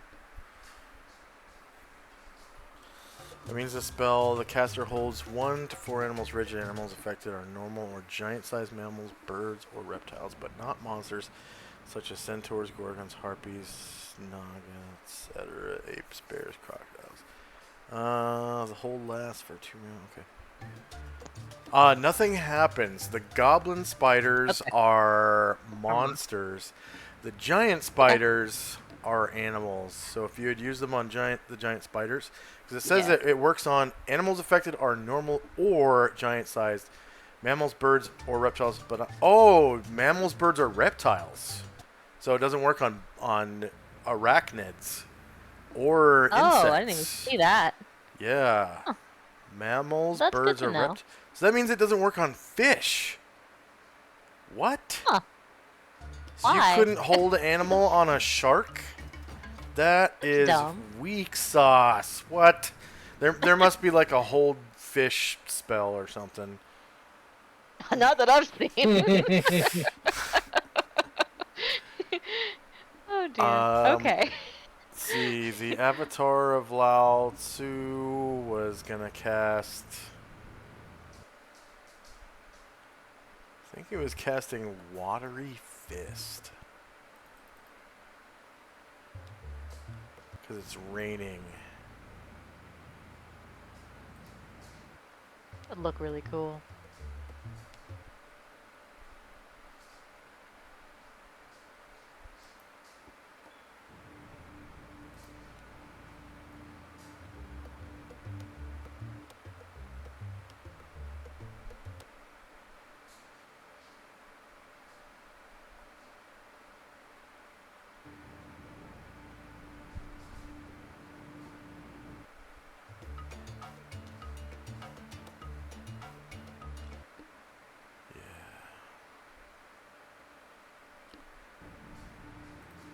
So, Watery Fist.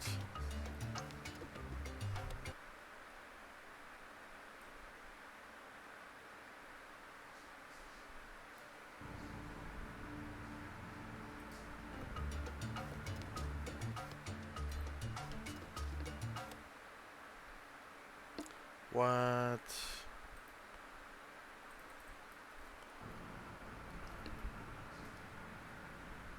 Oh, I didn't put it on the spell list.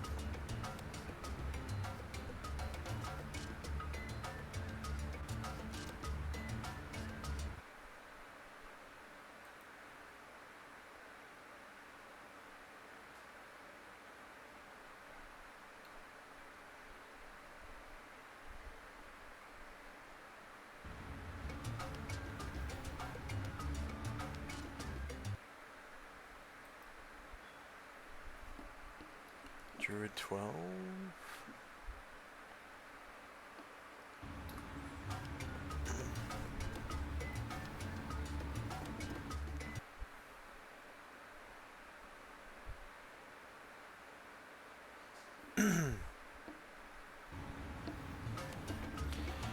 The spell conjures a coherent pseudopod of water from any suitable body of water, at least 5 feet across and 2 feet deep. Okay, there's not enough water for him to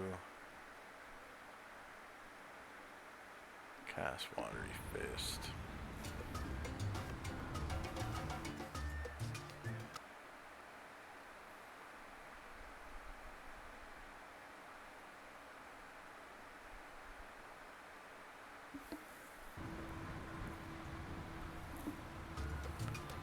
Ah, that's right. Okay, so I guess he would have cast.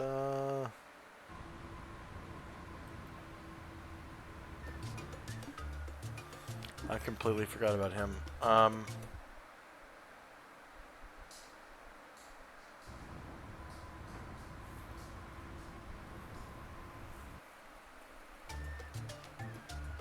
He would have cast.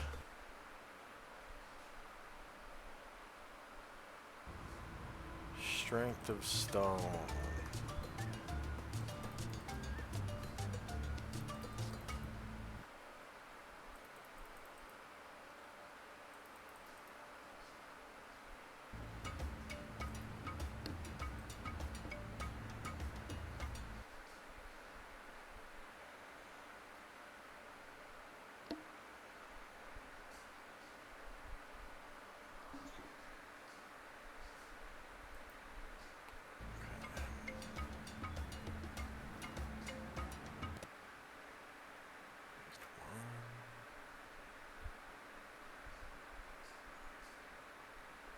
Stone.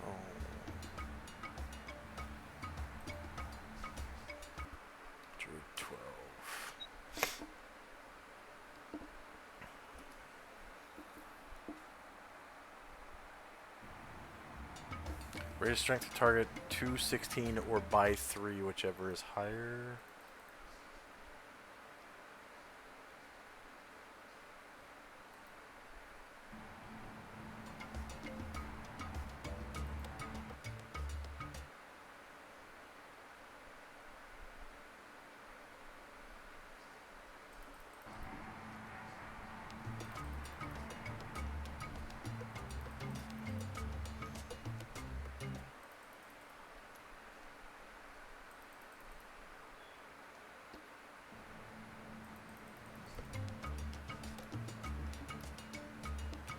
Alright, so he magically raises his strength score to 16 for 13 rounds.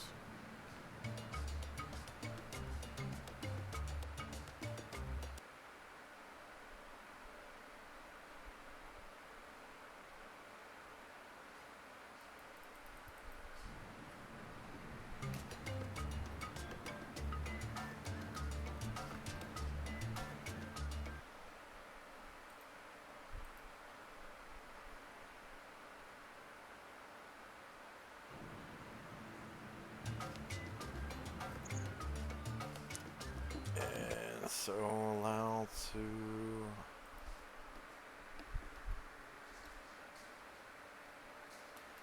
cast STR of stone on Lao. So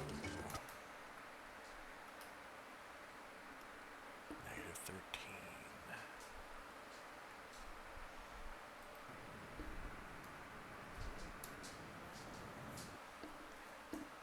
And Karen Glor is next. I am almost positive I forgot to roll initiative for him. Would it be fair to wait till the end of the round and then take his sword attacks? You can roll initiative for him now and I'll adjust it. I just did the same thing for Lao Tzu anyways. And actually Lao Tzu wouldn't go until right before Mad Moen. So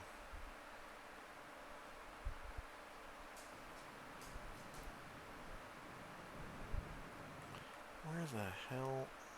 Okay, 13.4. Mm.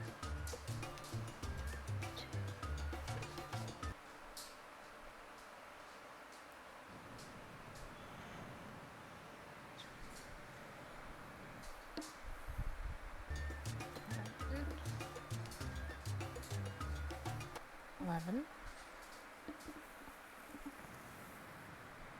Take his first. Oh! Yep, the so he first of his goes sword right attack. now. Yeah. Sweet. Take the first of his sword attacks, dance on up there.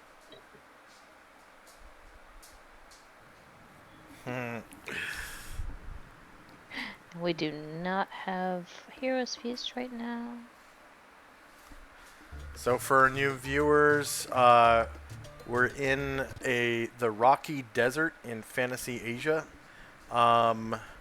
And this is a cliffside in the desert. We got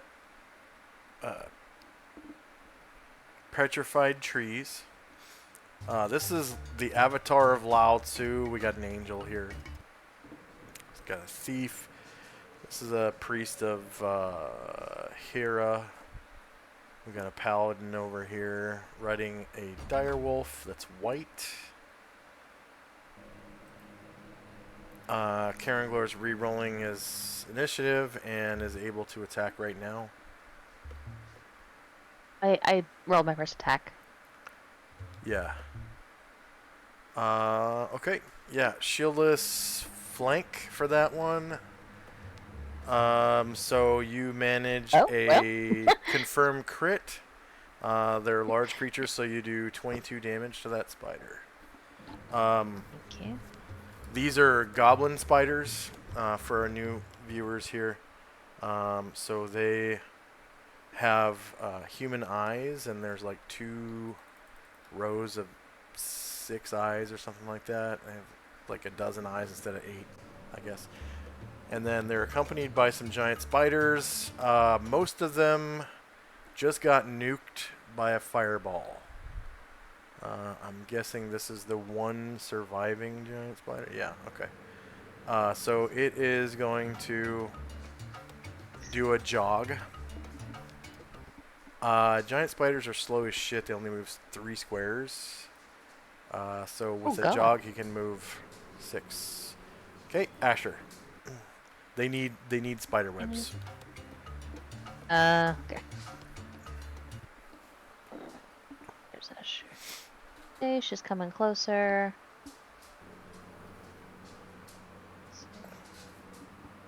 Oh, actually, I didn't check to see if she could do a move silently.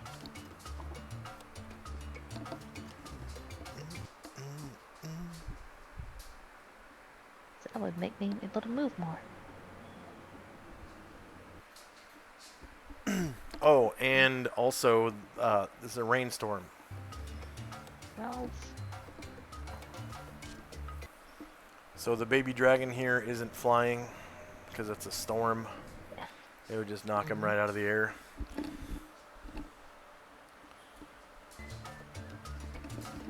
Just gonna be within 10 squares, I think, for short range. Yes. Okay. That should be plenty. Alright.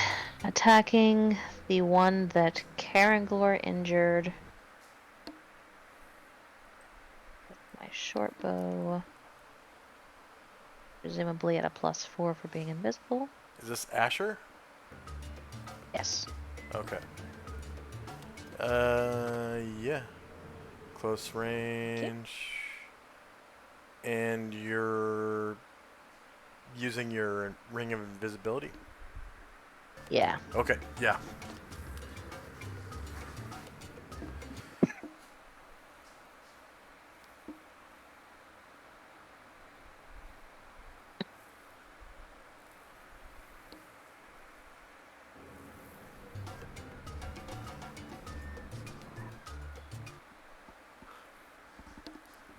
All right. So that was, I guess, just shieldless. No called shot, so I'm gonna need. Oh, fuck. Oh, sorry. Let's see, Yeah. 2, 4, 6, 8, 9. Gonna need a D9. A 1 is gonna be Karanglor. 2 and 3 is gonna be Brian Druid, and then we got 4, 5, 6, 7. What the fuckles? R/space D9? Yeah, R Nope. slash R space D9. /R. Space. That was dumb. So that's 1, 2, 3. That was your intended target. So go ahead and roll to hit your intended target.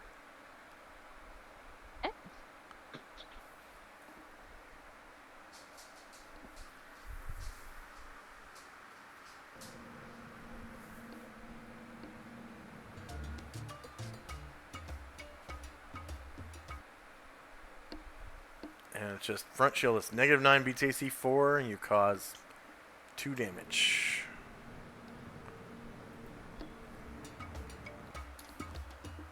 Bombosa. Bombosa is going to wait till the end of the round so he can do a called shot. He's like, Ashriel. Yeah, you got lucky on that one. Asher's jogging up to the fray, gets up to here. Okay, so these giant spiders are dead. They got nuked with a fireball. Next up is Shandrak. Hopefully with another fireball. Yeah. I'm going to actually. So it's not what that's not what I rolled for, but I think that's what I'm going to try to do. So I'm going to wait to the end of the round to see if I can do that fireball. All right, and then the next goblin spider is the one that's way the hell back here. And he's gonna move to there, and then there, and then there to get Brian Druid's shieldless flank, unless Brian Druid changes his facing to somewhere. No. Alright, No, so as he'll get long far as shieldless flank, and he's covered with stone skin, so 2 more stone skin charges. Shatter off of what?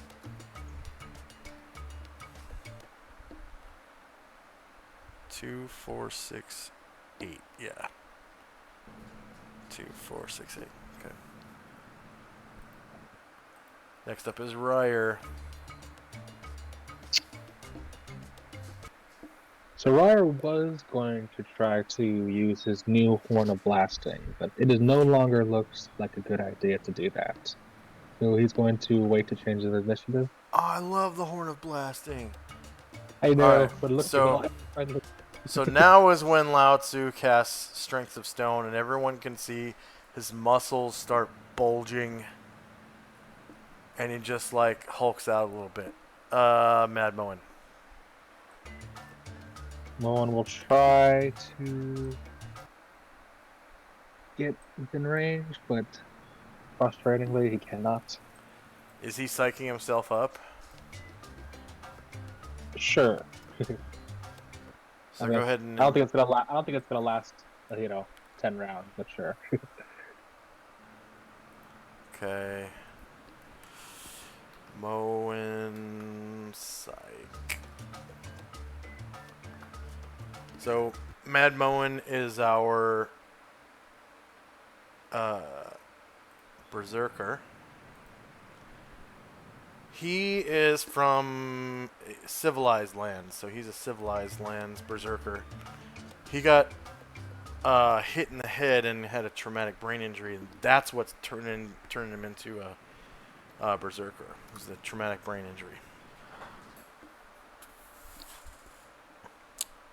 For a while, he actually had amnesia, and then he found out who he was and stuff. Erdrin.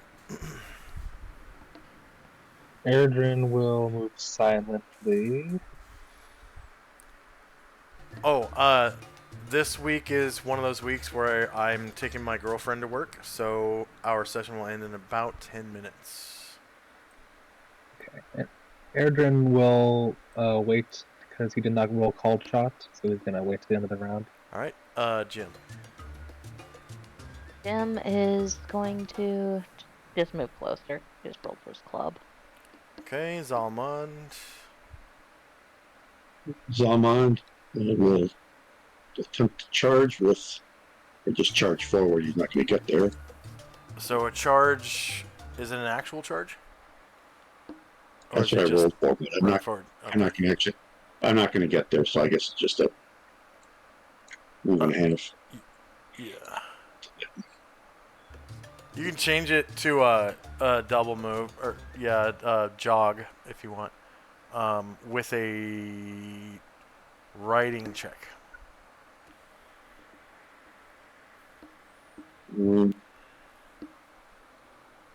If that's still not going to get him there, so I'll just wait. All right, Asher. Is going to wait and take a call shot this time. All right, Bombosa. Is Same thing. I guess it's yeah. Okay, Mad Moen. No more movement for him. All right.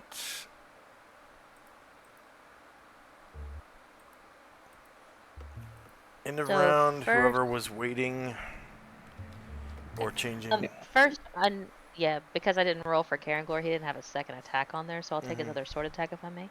Thank you. Yes. You want me to add a line for him? For this next round, I definitely will, please. Yeah. Okay, so the spider is definitely going to change facing so you don't get his shieldless flank. He's still shieldless though, so -10 beats his AC of 4 and you cause 9 damage with your blade singing strike from your longsword +5 -9 enter. Okay. And Then then Asher will called take shot from the- Asher and Bombosa. Yep. Same target, right? As Yeah, same one. Same Karen one. Glor- Karen okay. Glor just hit. So for our viewers, Karen Glor is a blade singer. He is a wild elf blade singer. So fiery red hair, swarthy skin, and he's trained in the Lions Guild style of blade singing.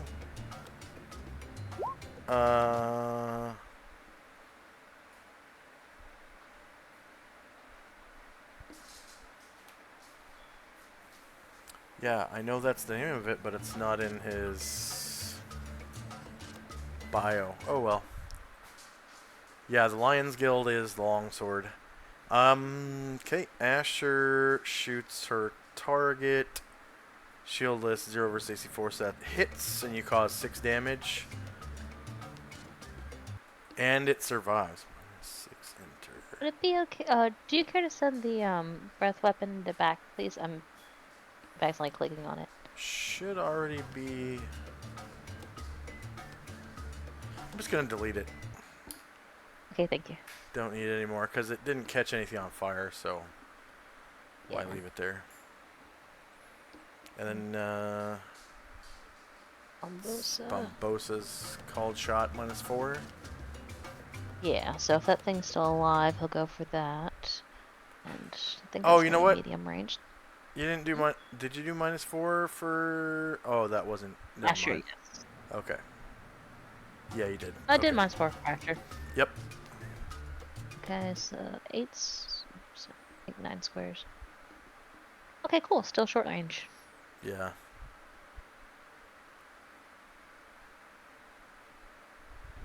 Short bows are what, 10, 20, 30, something like that?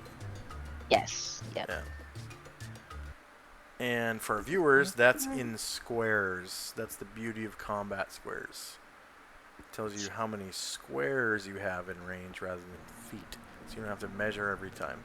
So Bombosa shoots a shieldless monster. 14 versus AC4 is a miss. And that's the end of the round. And I think that's where we're going to end our session. What's up? He, Yeah, I was gonna shoot a Um, fireball off. Fireball, and go ahead. Barbosa gets, and Barbosa gets one more shot. And Barbosa gets a shot. Okay. Oh, I think Shandrak beat Bombosa's initiative, you're so right. we'll do course. so we'll do the fireball first.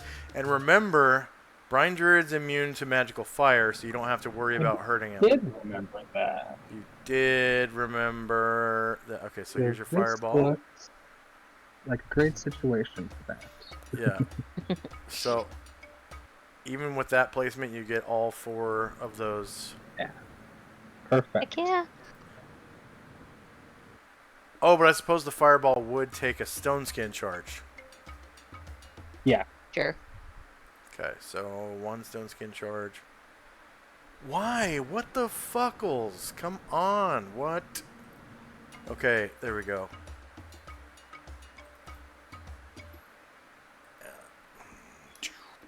So 1 stone skin charge explodes with the fireball, and you know Brine Druid takes no damage because he's immune to magic fire. Because he's a gold dragon baby. Your fireball, I'm going to take that first roll, which was 27 damage. And I'm going to do a group save for all 4 of these goblin spiders. Spell. I am giving them a +1 because it's raining. They're wet. Warrior 9. No, Warrior 9. There we go.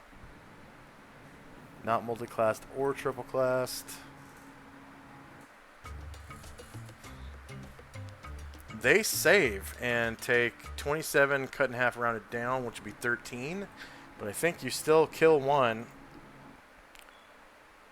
Yep, you get that one. So -13, enter. Ryer will also shoot off the fireball in the same spot. Yes.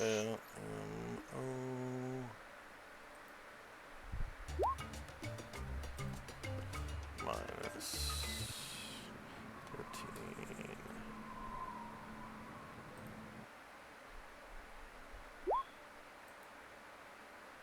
We're gonna come back next week to kill this one Minus remaining 13. giant Yeah. spider. Or I'll check. Minus 13. Enter. Yeah, actually, I think I will do a morale check for everything. Alright, so another group save for the 3 remaining spiders. With a +1 to their save. Warrior 9. Not multi-classed.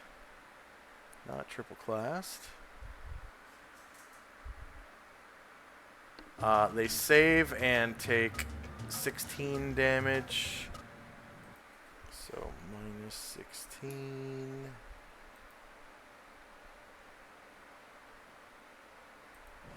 Alright, we'll have a little bit of a fight.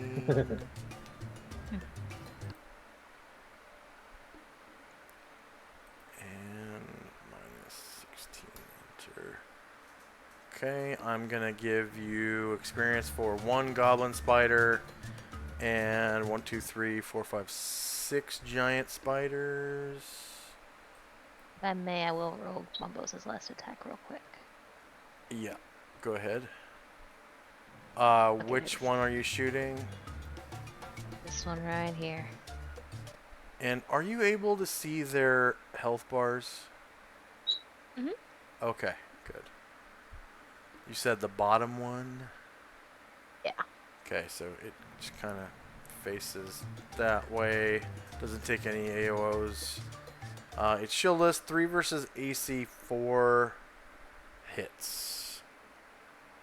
Yeah. And you cause 3 damage.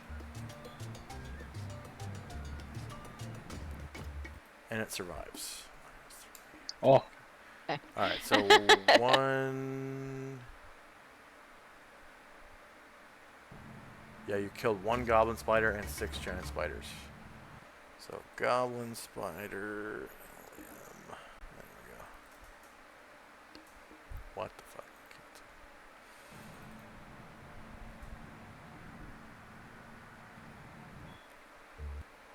These are full 9 hit dice goblin spiders. They're worth 3,000 apiece. Oh. And then we have, let's see, 1 Seem hardy. goblin spider. Goblin spider. 3,000. Player characters 3. Oh shit. Find group XP. Fuck. Okay. Solynod Hex. Content. Chat archive. Find group XP. 3 stone spear. Okay, that was earlier this session, so number of NPCs who earn XP was 10.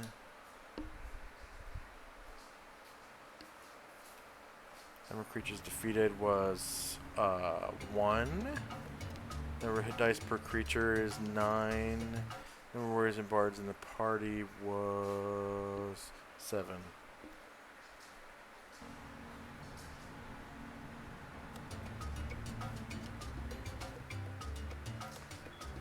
Man, that's annoying. Okay. It won't even. There we go. Okay. And then giant spiders. They're not worth as much as a goblin spider, but they got hit dice. Let's see, giant spiders. 3+3 or 4+4. These are the 3+3 ones. I'm gonna switch that to 4+4.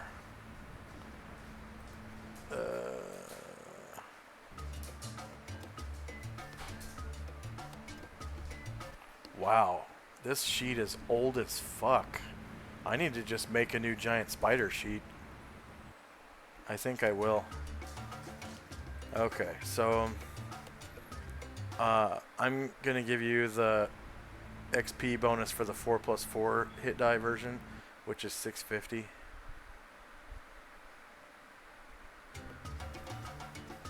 Okay. So experience 6 giant spider. Giant spider.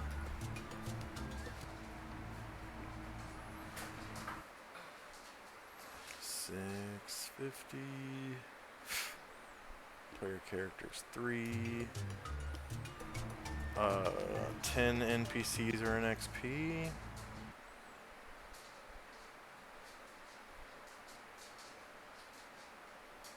So 6 were defeated.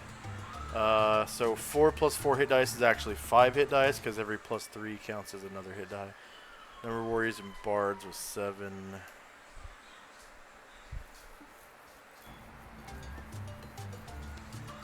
There you go. Alright. I don't know. And back to the landing page.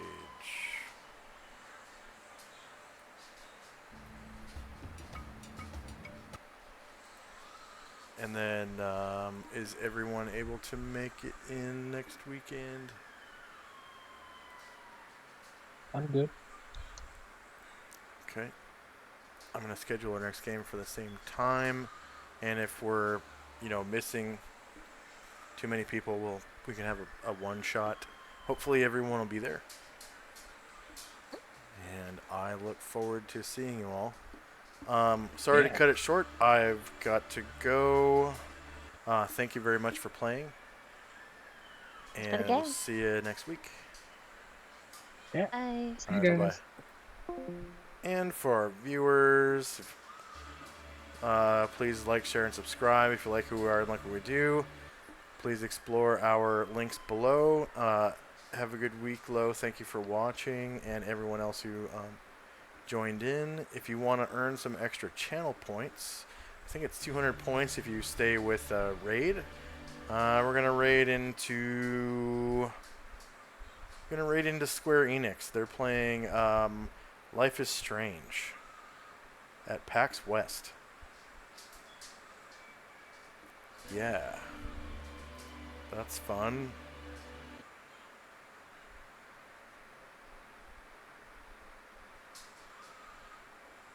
I didn't know PAX West was going on. Alright, here we go.